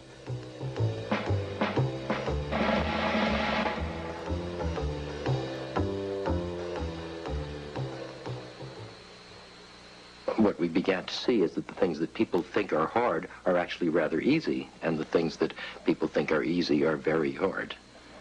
We could do the calculus with just a few hundred pieces of program, but to learn language, to recognize faces, to walk and to put your clothes on and do the kinds of things we expect every child to do, we still can't do with the robots of and the AIs of 1990. Once so promising, the fortunes of artificial intelligence now looked bleak indeed. In 1972, Hubert Dreyfus wrote a history cataloging the failures of AI called What Computers Can't Do. The same year in Britain, funding for projects like Freddie was cut off following a scathing report of AI's progress by Sir James Lighthill. In no part of the field have the discoveries made produced the major impact that was promised. I'm going to describe very briefly Minsky and his colleagues didn't give up. They set about working on machine learning and on how to represent knowledge in computers so that computers could use that knowledge to resolve ambiguity in language. One project did succeed. Terry Winograd's program, Schlurdlu, could use English intelligently, but there was a catch. The only subject you could discuss was a micro-world of simulated blocks. Find the block which is taller than the one you are holding and put it into the box. In this case, it needs to do a whole set of things, one of which is figure out what is meant by words like one and it. We use those in normal everyday language in a way which has to be interpreted by looking at the context in which they appear. In this case, it types back out, by it, I assume you mean a block which is taller than the one I am holding, which is only one of several possible things I could have meant, and needed to use a set of rules of thumb about how people use words like that in order to decide, in this case, which one I intended. Despite Winograd's achievements, people outside AI circles were not impressed. Some predicted that artificial intelligence was doomed. But AI would not die out. In the dark years ahead, this man, Edward Feigenbaum, would somewhat restore AI's fortune. He realized that while micro-worlds might not be very large, they might be large enough to be useful. He reasoned that the intelligence displayed by experts, scientists, doctors, specialists, might be as easy to capture, if not easier, than a world of simulated blocks. Feigenbaum started with the expertise chemists use when reading a mass spectrograph trace like this, and interpreting it as a three-dimensional structure like this. Feigenbaum and his colleagues captured the rules in a system called Dendrol. Now a computer program was expert in a small area of chemistry. Other so-called expert systems followed, like this one, which simulated how geologists find mineral deposits. All kinds of areas of medicine and science where the knowledge used was deep but very narrow succumbed to Feigenbaum's approach. Paradoxically, these admired specialties were easier for the computer to simulate. There was much less ambiguity, and they were not very large. When you actually codify this knowledge and put it to work, it turns out that you can achieve expert behavior in useful but narrow areas with a few hundred pieces of knowledge, maybe a few thousand pieces of knowledge. Experts were often shocked and startled to find out that in the end it amounted to a few hundred rules. Is that all I learned? Is that what I'm doing every day? I'm really exercising just a few hundred rules? All of me that relates to this task can be canned in a few hundred rules? But where a human expert knows many things outside his specialty, the same is not true of an expert system. Outside their field of knowledge, they are hopeless. So you get a blood disease analysis program. It's brilliant at deciding which blood disease the patient has on the basis of a lot of objective tests, like the sugar in the blood, presumably, and the red cells and the white cells and a lot of more complicated things. It will tell you what kind of, say, meningitis that is, and it will tell you with more reliability than your family doctor. Terrific. But if you ask it, what is a germ? It doesn't have the slightest idea. Or what is a patient? Or do people prefer to live or die? Then it breaks down. That's the brittleness. There was an expert system which had to approve or not approve automobile loans. And it granted a loan to someone who put down that they had 20 years of experience on the same job, even though they also put down that they were only 19 years old. Another situation like that of brittleness that I saw firsthand on a system that was done in France for skin disease diagnosis. As a kind of joke, we told it about my 1980 Chevy. And it asked questions like, are there spots on the body? And we said yes. What color spots? Reddish brown. How old is the patient? 10 years old. And it eventually said the child has measles. The brittleness of expert systems has been likened to the fascinating condition of idiosavantism. David is an idiosavant, a human being brilliantly gifted in one small area, but backward in every other sense. What was the 17th of December, 1974? It was a Tuesday. The 10th of June, 1917. It was a Sunday. The 1st of March, 2044. A Tuesday. There aren't any calendars that far ahead, but it's again absolutely correct. Can you tell me what 8 add on 7 is? If you take 8 and add 7 to it. It will make 14. 8 and 7's 14? It is. Okay, it's not, you don't think it's 15? But outside this area, he is unable to function as a fully competent member of the world. David can't even add up properly. A deep but narrow mind will always break when it meets new situations. General human intelligence somehow creates a broad model of the world, enabling us to cope with all kinds of situations. To capture this in a computer program, we have to study not experts with their deep and narrow knowledge, but children who excel in knowledge which is broad and shallow. I'm a big fat bee. Lottie couldn't stop her giggles. It's not me, Mom, she said. It's Ned. Language researchers were hard at work trying to get computers to follow simple stories, as children do. They discovered the problem wasn't what the story said. It was the huge number of things it left unsaid, because they were too obvious to be worth saying. Made another pudding and... Typical of the kinds of stories which researchers tackled in the early 1970s was this one. It was Jack's birthday. Jane and Janet were going to Jack's. Let's give him a kite, said Jane. No, he already has one, said Janet. He'll make you take it back. Could the computer understand this story and answer questions on its meaning? Although it seems easy, it presupposes a vast amount of knowledge. We assume they are going to a birthday party, but it doesn't actually say that. You notice that in that story, it's not clear that they're going to a birthday party. It was just that it was Jack, and they were going to Jack's. It isn't clear why they were buying a kite. It doesn't say anything about birthday presents, and it doesn't say that you bring birthday presents, and it doesn't say the kite was a birthday present. But they thought they had an answer to that. The answer was supposed to be, build it into a birthday party frame. The thing after Micro Worlds, which looked promising, was scripts and frames. Then the idea was there is a stereotypical birthday party, and a child has a birthday, then the child has a party, and then people come to the party and they bring gifts and so forth. So even though the story doesn't mention kites, the computer would fill in presents and kites. Since we judge words by their context, why not give the computer a context by building frames or scripts for the situations it might meet? A birthday party frame would contain all the things which usually happened at birthday parties. Once the computer had identified the frame, it could fill in the missing knowledge. But things were not to be so straightforward. The problem surfaced in a funny way. The idea that he already has one, he'll make you take it back. The challenge was, and I think it's unanswered to this day, here's a new bit of information. The information that if you, in our culture, sadly, children learn, if you get a new one, just like the old one, you have to take the new one back, not the old one.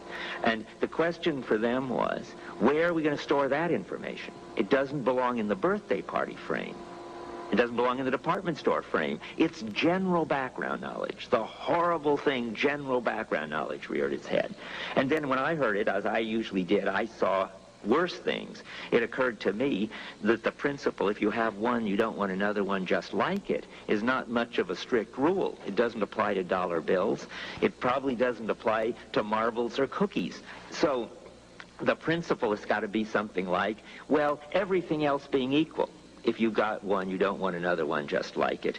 But, of course, in the everything else being equal is the whole common sense knowledge problem again. Because what is everything else, and how equal does it have to be? I mean, if it's a cookie is that big, maybe one is enough. But then if you're a cookie monster, probably one isn't enough. And all of the knowledge we have about cookies and appetites and cookie monsters and so forth comes in to understand just a simple birthday party story. And so that looked bad. The dream, which had started out so well with checkers, chess, and calculus, and which had progressed through micro worlds and expert worlds, to representing knowledge in scripts and frames, had finally foundered on the common sense knowledge problem. Knowledge that is so intuitive we are hardly aware of it. Common sense knowledge is the knowledge that everybody shares. Everyone knows that if you hold something and release your grip, it falls. They don't know about gravity, but they know that this is common sense. There's no person that you can communicate with who doesn't know the same things you do about space and time and social relations and geometry and language and whatnot. How large is this database that we all share? I suspect it's about 10 million items or units, whatever units are. The secret of intelligence was common sense. The enormous number of things which we all know to be true, so much so that we are able to communicate effectively without even mentioning them. Could such vast quantities of knowledge possibly be acquired by machines? We learn these millions of things as children growing up. Could machines learn like people? Scientists have long been interested in machine learning. But computers made very bad students because they started out from such a low level. Learning has the property that we learn at the fringe of what we already know. We learn that this new thing is similar to something we know already, and here's the difference. So the more you know, the more and more quickly you can learn. But the trouble is that we start our learning programs off with next to nothing, so they don't have a very big fringe, so they can't really learn very much very quickly. But it wasn't hopeless. There was a way forward, albeit a rather audacious one. Lennet believed the only hope was to painstakingly feed the computer the millions of things it needed to know, so that it would be able to understand language and learn by itself. In 1984, he set up a project in Texas to do just this. Because it was likened to a vast encyclopedia project, it became known as Psych. The task was, however, not to make an encyclopedia, but to input the kind of knowledge which is not in encyclopedias because it is too obvious to include. For example, Psych would have to know some things no encyclopedia would dream of mentioning about Abraham Lincoln.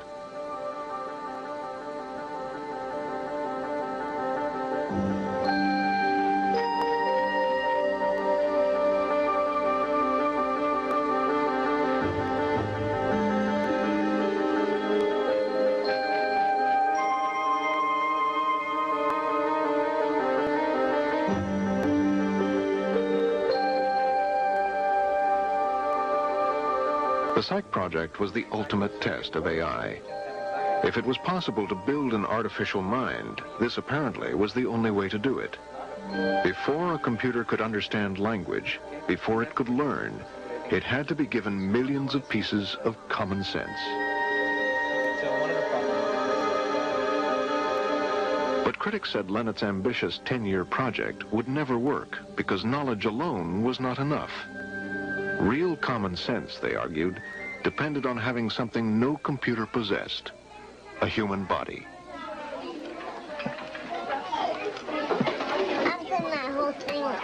Common sense knowledge, to a large extent, doesn't consist of facts. Not 100,000, that's sure, but not 1,000,000 either. No number of facts.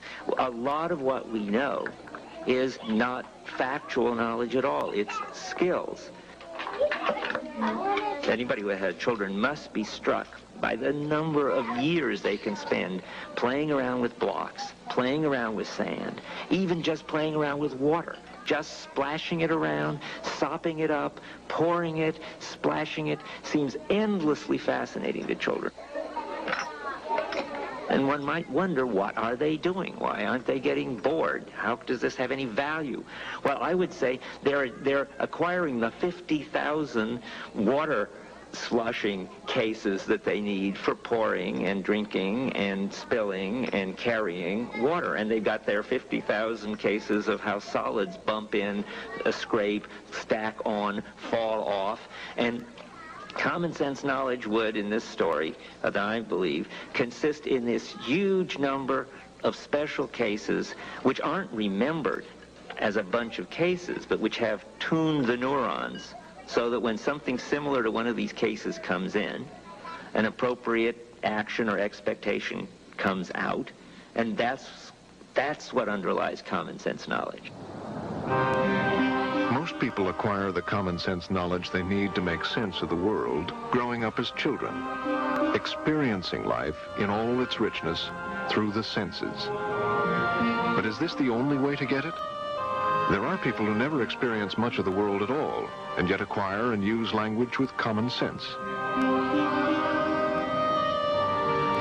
In Oliver Sacks' collection of strange neurological cases, The Man Who Mistook His Wife for a Hat, he wrote of a patient, Madeline. Born blind and unable to move her limbs, practically everything she knew about the world was told to her or read to her. And yet, Sacks records, she could use language with common sense. All my reading has been done for me. I can't read Braille, not a single word. I can't do anything with my hands. They're completely useless. If Madeline succeeded where computers have so far failed, it wasn't because she experienced what the words meant. The limited experience she did have was processed with an organ far more complex than any computer, her brain. The pioneers of AI had argued that they didn't need to know the way the brain worked any more than the first aviators needed to build planes with flapping wings. But some critics had never accepted this analogy, arguing that when it came to thinking, the only way to do it was nature's way.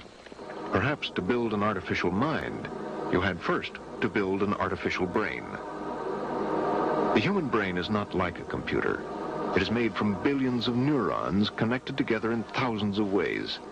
Experiences which come in through the senses trigger electrical signals to pass between the neurons.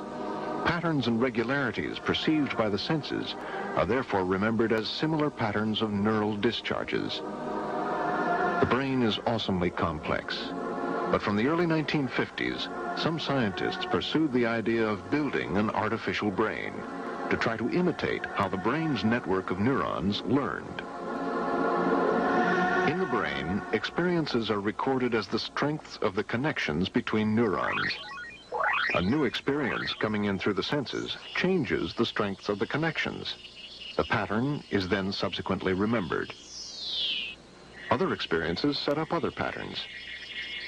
In the 1950s and 60s, scientists built a few working perceptrons, as these artificial brains were called. He's using it to explore the mysterious problem of how the brain learns. This perceptron is being trained to recognize the difference between males and females.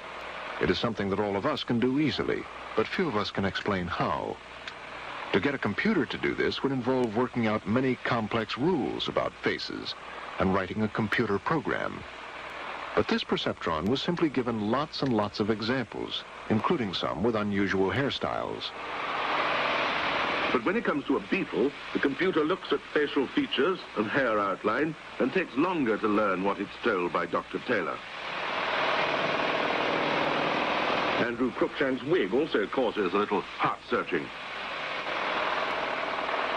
After training on lots of examples, it's given new faces it has never seen and is able to successfully distinguish male from female. It has learned. While promising, this approach to machine intelligence virtually died out. But in the late 70s, as AI's problems seemed insurmountable, it underwent a revival. The modern perceptrons are called neural networks, and the people who build them are a growing movement called connectionists. Neural networks model the brain, not the mind. They are small learning machines. And at universities all over the world, connectionists are seeing how much they can get their neural networks to learn. This vehicle is being driven by a neural network. The network hasn't been programmed. It has learned by itself how to keep the vehicle on the road. Recovering. Okay, very good. I won't try and go any faster.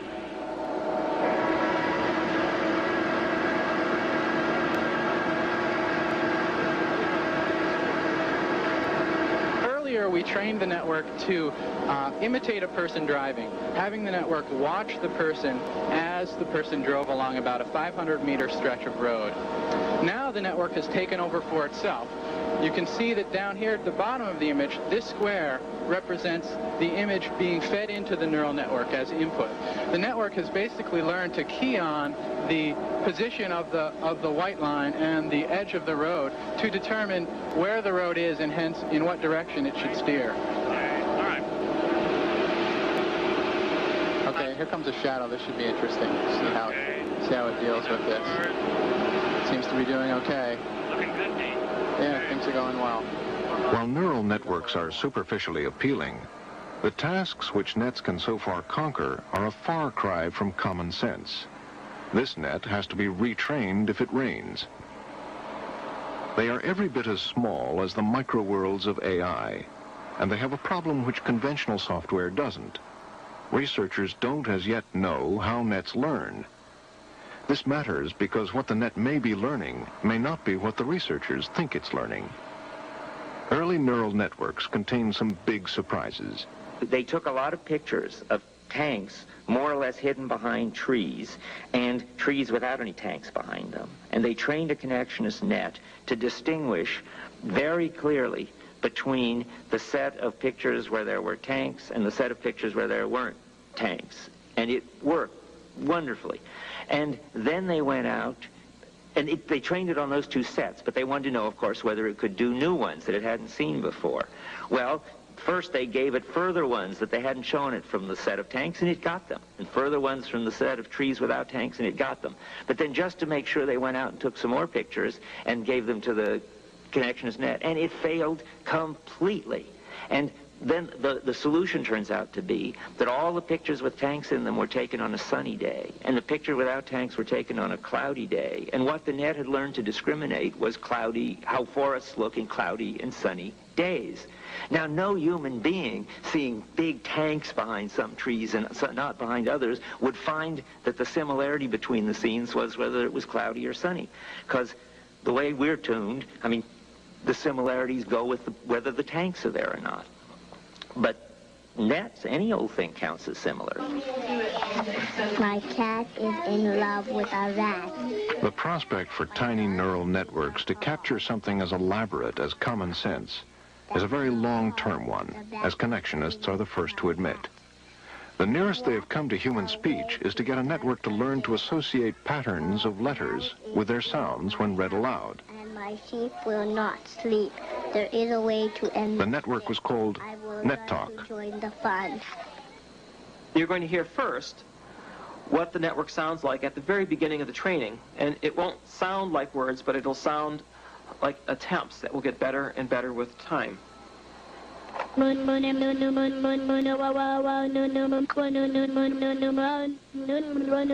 network takes the letters, say the phrase grandmother's house, and makes a random attempt at pronouncing it.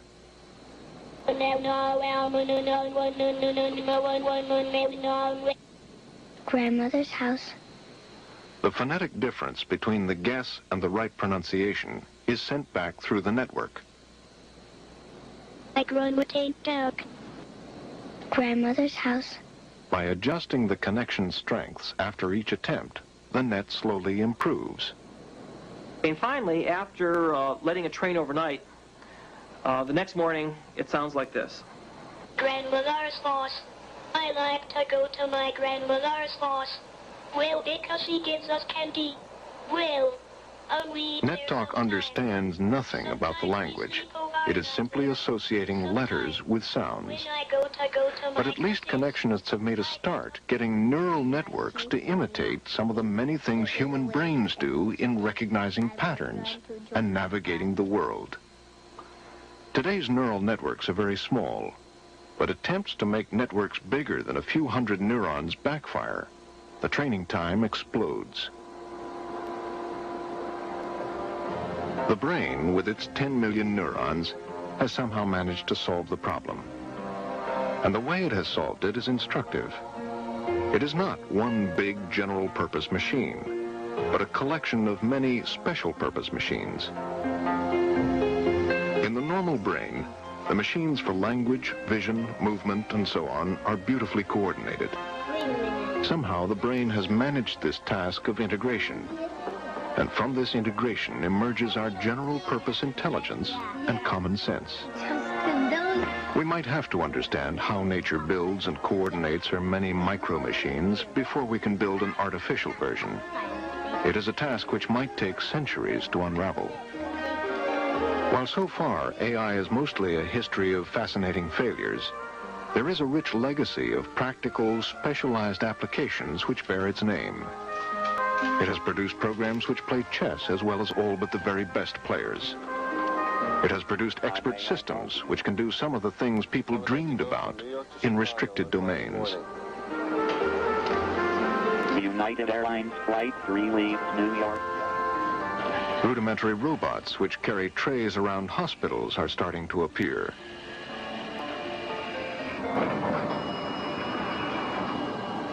There are computers which can read books to the blind. A signed statement can be provided by a legally qualified physician showing them. And can even translate limited amounts of Japanese into English. I have a sharp pain in my abdomen. But while these practical applications have appropriated the name artificial intelligence, they have little to do with the original quest for a general-purpose intelligence based on common sense. None of them could possibly pass the test Alan Turing had proposed in 1950, and which he expected would be passed by the end of the century. None of them could use language so well they could convince us they were human. But the quest has not yet been abandoned. A project Doug Lenat began in 1984. The Psych project is still going strong.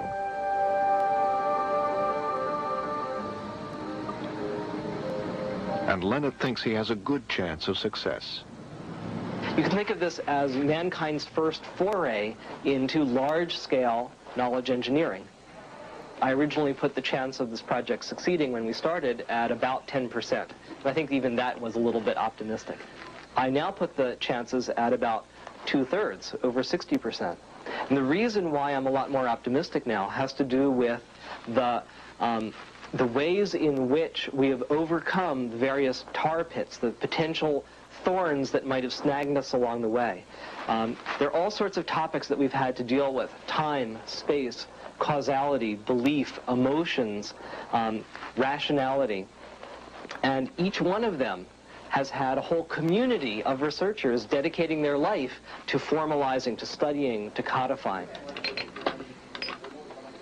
Lenat and his team, who call themselves cyclists, are hard at work trying to capture the world piece by piece, trying to build a mind which knows enough so that it can understand language and learn.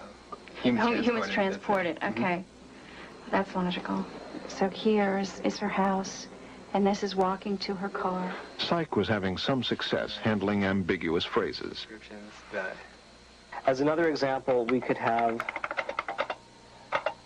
something like Mary read Melville, where you can't obviously read a person, but since Melville wrote some novels like Moby Dick, and since author of has high metaphor sensibility, the system knows that often you say an author's name like Shakespeare or Melville when you mean something written by them.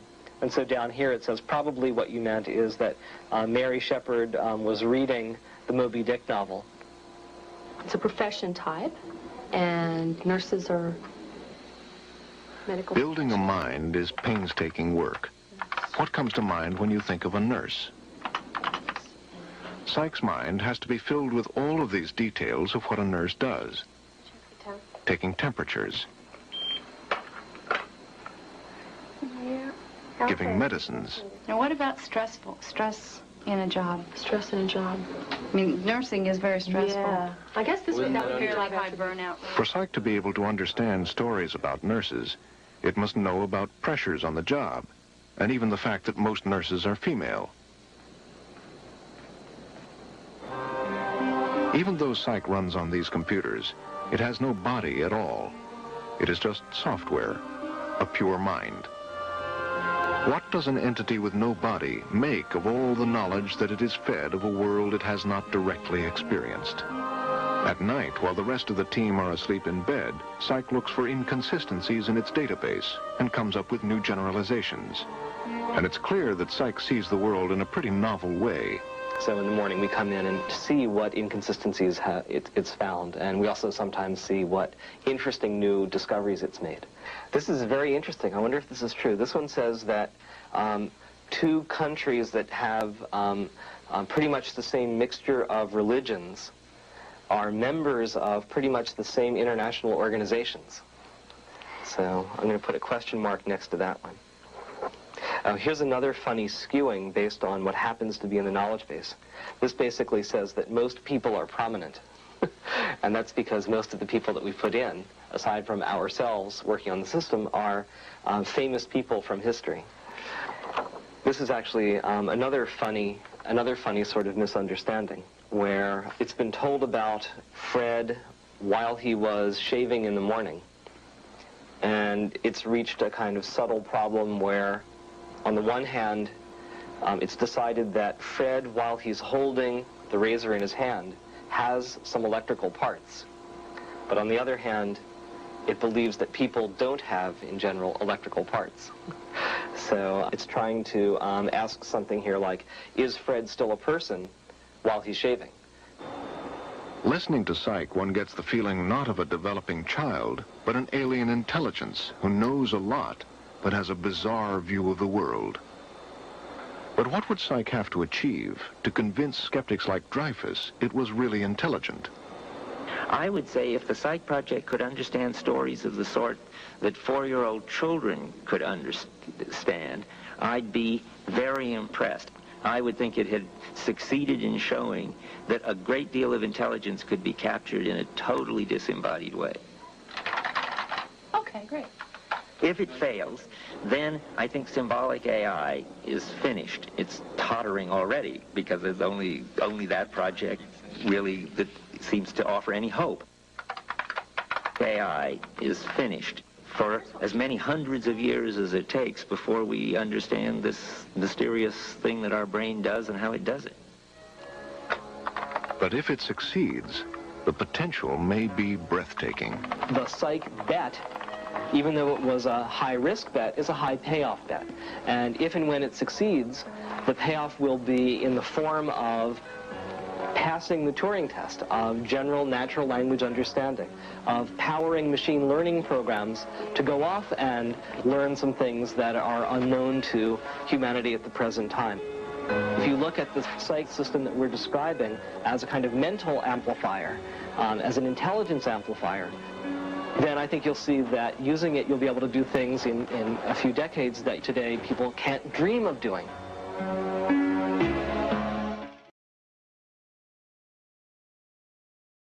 Hello and welcome. I'm Jeffrey Mishlove.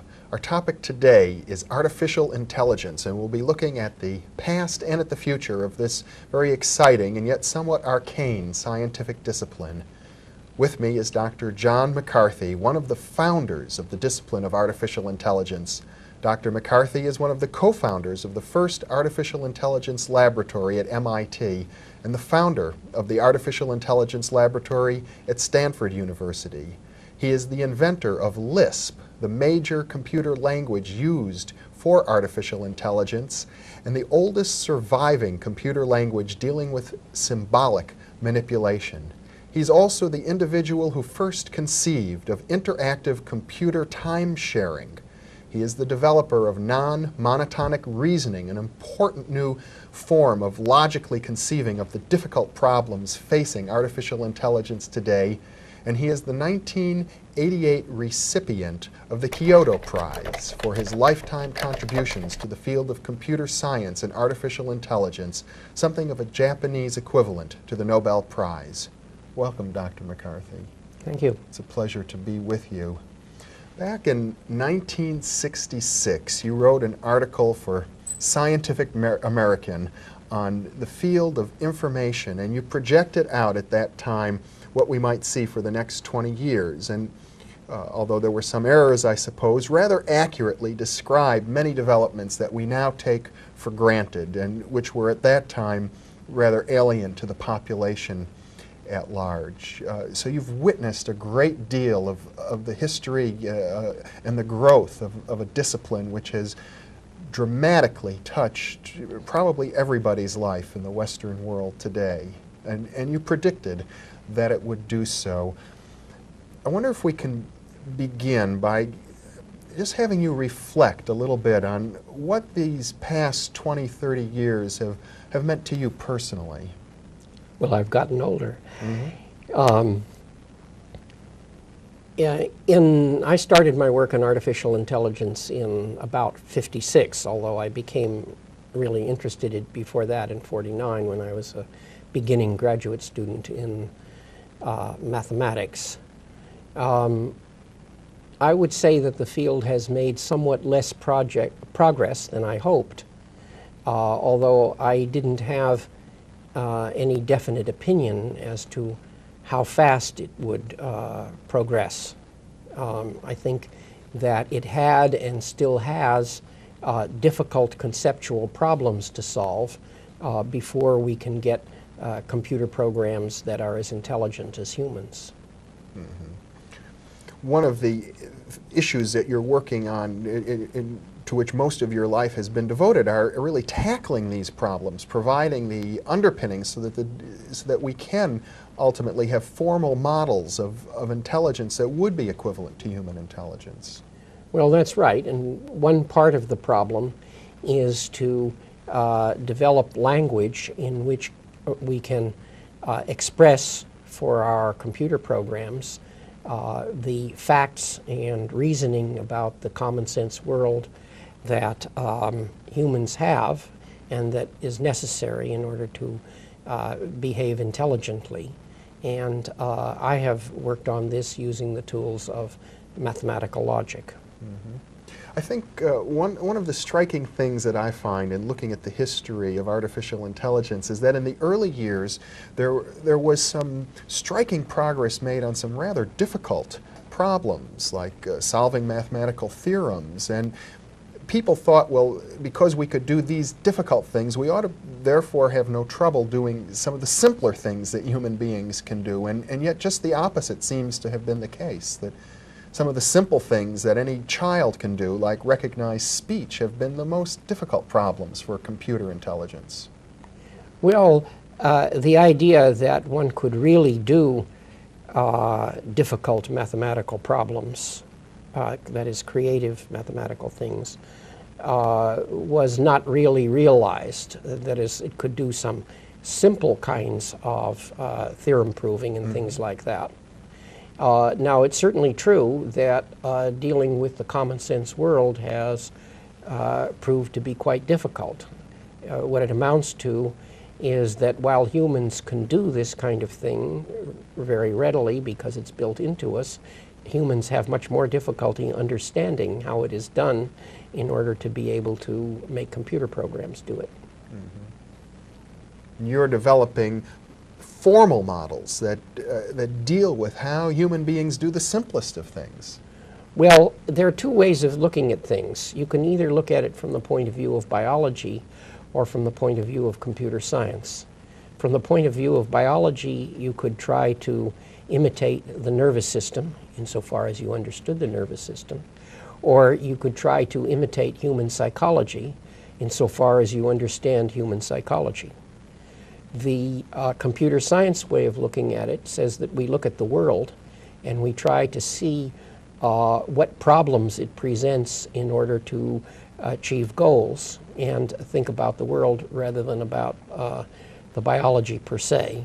And I would say that the computer science approach is the one that so far has had the most success, although these cannot be regarded as alternatives. They're like, they're in a race, but they interact with one another. They help one another rather than hinder each other. Well, in the field of psychology, it used to be during the 50s and early 60s that we thought of the mind as something like a black box. You had a stimulus that went in and a response that went out, and I think it really wasn't until people in your discipline, artificial intelligence and computer science, began looking at how is this information processed that the psychologists themselves ever felt that they could have a handle on what cognition was all about. Yes, I think that's right. I think that Newell and Simon, who take an approach rather close to psychology, were the main contributors to getting psychology to move away from behaviorism. Behaviorism was a reaction to 19th century philosophy, which really was very bad, but it went too far in its efforts to be scientific by saying, well, the only things that were properly subjects for science were the things that were externally observable. But when computers came along, then it became clear that you couldn't do it that way. I remember there was an old computer called the IBM 704, and the only stimulus response rule that it had was that if you pressed the start read button, a little yellow light went on. All the rest to understand this computer, you had to know what went on inside. And I guess computers have certainly had a profound effect on psychology. Yeah. As a psychologist myself, I'm very much a student of William James, who back at the turn of the century began writing about consciousness and the stream of consciousness. And I'm aware that for 50, 60 years, his work in that area was pretty much ignored until people in the field of computer sciences began to say that we can have a handle on what consciousness means. Well, there are many kinds of consciousness. In some respects, computers are easily more self-conscious than human beings. It's not hard to make a computer program look at its own program. But all that people have managed to do with it is to checksum it to see that it hasn't been damaged so far. What's involved in the kinds of consciousness that people would like to program is regarding the self as an object in the world and considering to be able to think about what progress it's making towards achieving its goals and so forth. And this offers some conceptual difficulties. I certainly wouldn't say that the problem of giving computers self-consciousness is very close to being fully solved. Well, it raises some very deep philosophical issues. I'm aware of the disputes that took place during the 1940s with Alan Turing, who was one of the founders of the field of computer science, in which he developed the famous Turing test, which suggested that if a computer could imitate a human being to such an extent that you couldn't, if you were sitting at a teletype, know whether you were communicating with a computer or with a real human, then you might as well say that the computer were in fact conscious. Turing responded, as I understand the argument, by pointing out the old philosophical conundrum of solipsism, that we can't even be sure that another human being is conscious, let alone a computer. Well, I don't remember Turing discussing solipsism, but he did sort of use that as a kind of test as for philosophers. In other words, if you wouldn't admit that something that you couldn't tell from a human was thinking, then maybe there wasn't much more to say. Now, in fact, up to this very day, some of the philosophers are willing to accept behavioral criteria, and others are not. They can say, well, it could pretend to be a human, but it wouldn't really be thinking because it would only be doing what it was programmed to do. Yeah. Well, one development, and I must confess it troubles me a little bit, that has come out of the information processing models of the mind that are now current, is that we view consciousness as consisting of many components. You have memory, you have emotions, you have different kinds of attention, and sometimes people say, well, consciousness is nothing more than the sum of its parts, so to speak, just like a machine might be. I wonder how you respond to that. Well, a machine isn't the sum of its parts. If somebody took a car apart and gave you a heap of the parts, that wouldn't be a car. They have to be connected in a specified way and interacting in a specified way. And so if you want to say that the mind is a structure composed of parts interacting in a specialized way, I would agree with that. But it isn't just a heap of them. Yeah. It's more of a system. That's right. But well, you know, we get into the issue, and I know many people get offended when they think that you could even describe the human being as being equivalent to a system. Like people say, you know, we have something more. We have intuition. We have spirituality. We have something that transcends the mechanistic aspects of our being. Well, that view has been in retreat for several hundred years as more and more was discovered about human physiology and psychology. And I suppose, well, maybe one could use the boxing metaphor. It can run, but it can't hide. Can you elaborate on that? I'm not quite sure what you're getting at there. Well, there are these aspects of human consciousness that have not been realized in machines, in computer programs, and there are some difficult problems for their realization, but we optimists about AI expect to get to them. You know, there's an interesting story about you. You were a chess player, and back in 1968 you made a wager with a fellow who was then the Scottish chess master that in 10 years a computer would be able to beat him. And 10 years later you got together with a state-of-the-art program back in 78, and the computer nearly beat him. That's right. He won 2 games to the machine's 1. Now, at that time, David Levy was a graduate student in computer science, and my intention was not merely to bet with him, but to hire him to work on the chess program. However, he decided he'd really like to publish a magazine on chess rather than continue as a graduate student in computer science. I didn't consider the bet by any means a sure thing, but it came close in '78, and now computer programs, this year I believe, or maybe it was last year, a computer program won its first game against a grandmaster. And since David Levy never made it to be grandmaster, probably the current programs could beat him.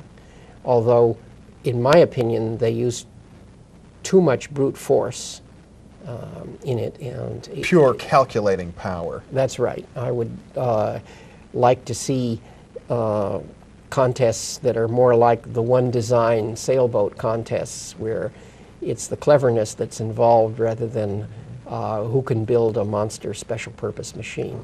Now this is very important because your work seems to be saying, you know, that in natural human life we use a lot of mental shortcuts. We don't solve problems by using brute intellectual force. We somehow have rules of thumb that guide us, and you're attempting to develop formalized logic that would enable machines to be able to sort of work in that fashion.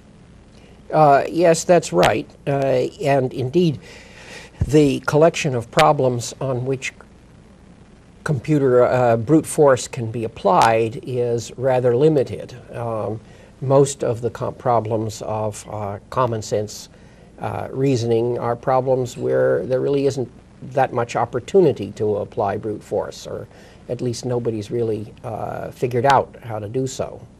And the I would say the central problem of artificial intelligence involves how to express the knowledge about the world that is necessary for intelligent behavior.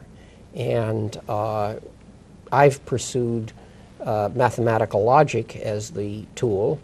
This has had its ups and downs in popularity. Now is definitely an up period. It's quite popular.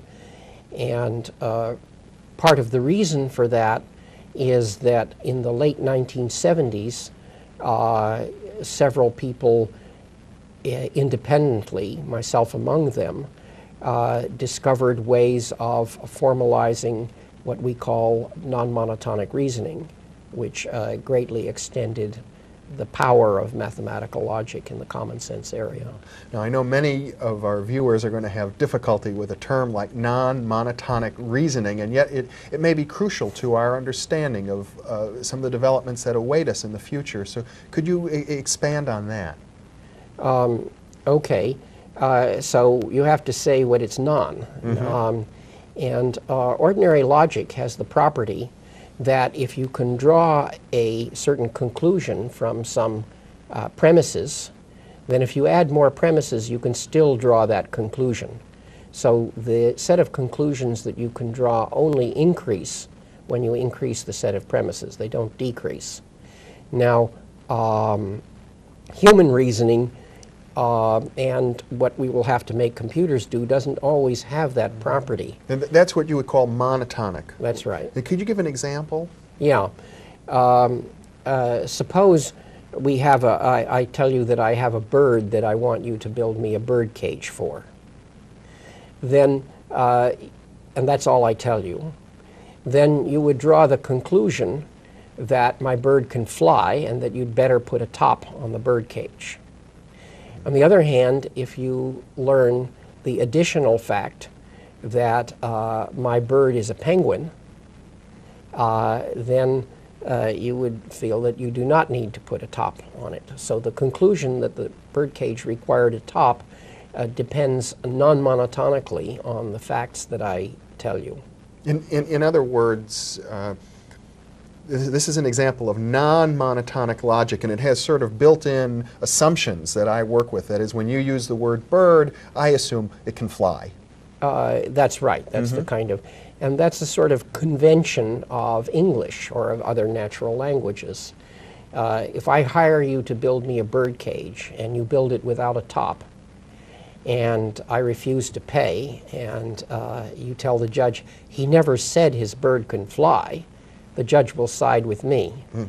On the other hand, if you did build it with a top, and I say, well, my bird is a penguin, he wasted material, the judge will side with you, because it's a convention of English that if a bird can fly, it doesn't have to be mentioned, even if it's important.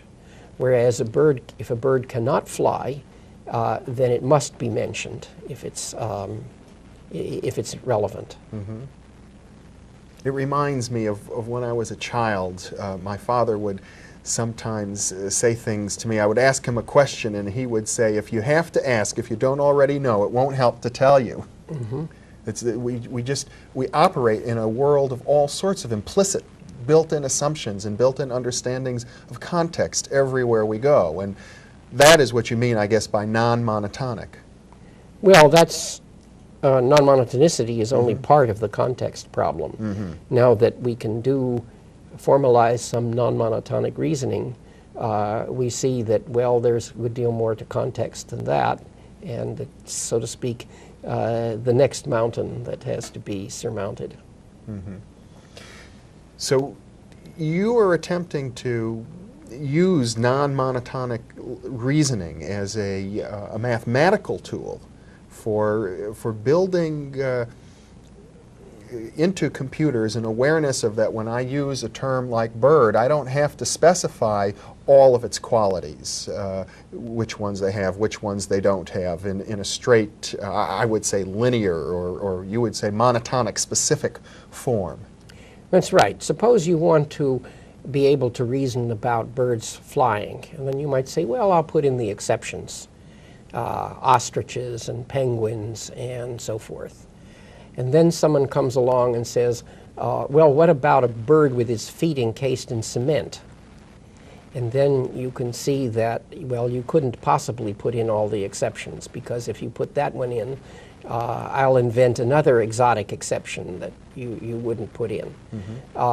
So what you have to do instead is go to a system where you will assume that the bird can fly unless you have some evidence to the contrary. Now this seems, I have to tell you, it seems very simple to me. Yet you're describing this as somehow something new in the world of computers. Well, that's right. And what I believe is that if it takes 200 years to achieve artificial intelligence, And then finally, there is a textbook that explains how it's done. The hardest part of that textbook to write will be the part that explains why people didn't think of it 200 years ago. Because we're really talking about how to make machines do things that are really on the surface of our minds. It's just that our ability to observe our own mental processes is not very good and has not been very good. And we can look at that historically. When we look at Leibniz, who was an extremely smart scientist, he was the co-inventor of calculus with Isaac Newton. He wanted to make a logical calculus that would permit calculation instead of argument. And he invented binary numbers in this case, but he didn't even invent propositional calculus. That was invented by Boole 150 years later. And then Boole didn't invent predicate calculus. So what one sees is that each step in understanding of thought processes has taken time. In fact, what you're saying reminds me very much of the story of Socrates, who went around questioning people in all of the different professions in Greece 2,500 years ago, and discovered that while these people were quite competent at what they did, he said, well, they're all ignorant. None of them can tell me how they do what they do, when he questioned them closely. And you seem to be engaged in a process very much like, you know, the second step beyond what he was doing. Yes, well, Socrates was, as I understand it, mainly interested in demonstrating people's ignorance. But now we're really trying to say, well, how can we make computers actually carry out these processes? So it's a whole different program. That's right, yeah. In a sense. What is your sense of the likely future? You described 20 years ago how with computer time sharing we would all have access to information utilities, and that has come to pass. And I don't want to pin you down to a specific date, because I realize you couldn't say honestly, but what are the sorts of things that are achievable? Well, as I say, I think there are conceptual breakthroughs that have to be made. And the extreme is that, well, some smart young fellow has just done it. He just hasn't told us yet. And the other extreme is that it may take a couple hundred years, maybe 500 even, depending on how many conceptual problems there are. That is, it might take 500 years before we have computer programs that are as intelligent as human beings. Now, I'd really be inclined to bet on something like 50, although very exceedingly unlikely that I'll be around. But I simply don't know how long it will take. Yeah. But it sounds like you're making a firm bet against the critics of artificial intelligence, who say that in theory it's philosophically impossible to that's right. replicate human intelligence. I see their arguments as faulty, and I don't see that human intelligence is something that humans can never understand. So ultimately, the project that you and your colleagues in the field of artificial intelligence are engaged in, one might view it as the most noble project of all, the one that Socrates actually urged people into, which is to know thyself, and sometimes against great odds to attempt to do what may be, in effect, one of the most difficult tasks facing humankind. Well, it's certainly a difficult task. John McCarthy, we're just about out of time right now. I want to thank you very much for coming here and sharing yourself with us this evening. It's been a pleasure being with you. Well, thank you for inviting me. Thank you. And thank you for being with us.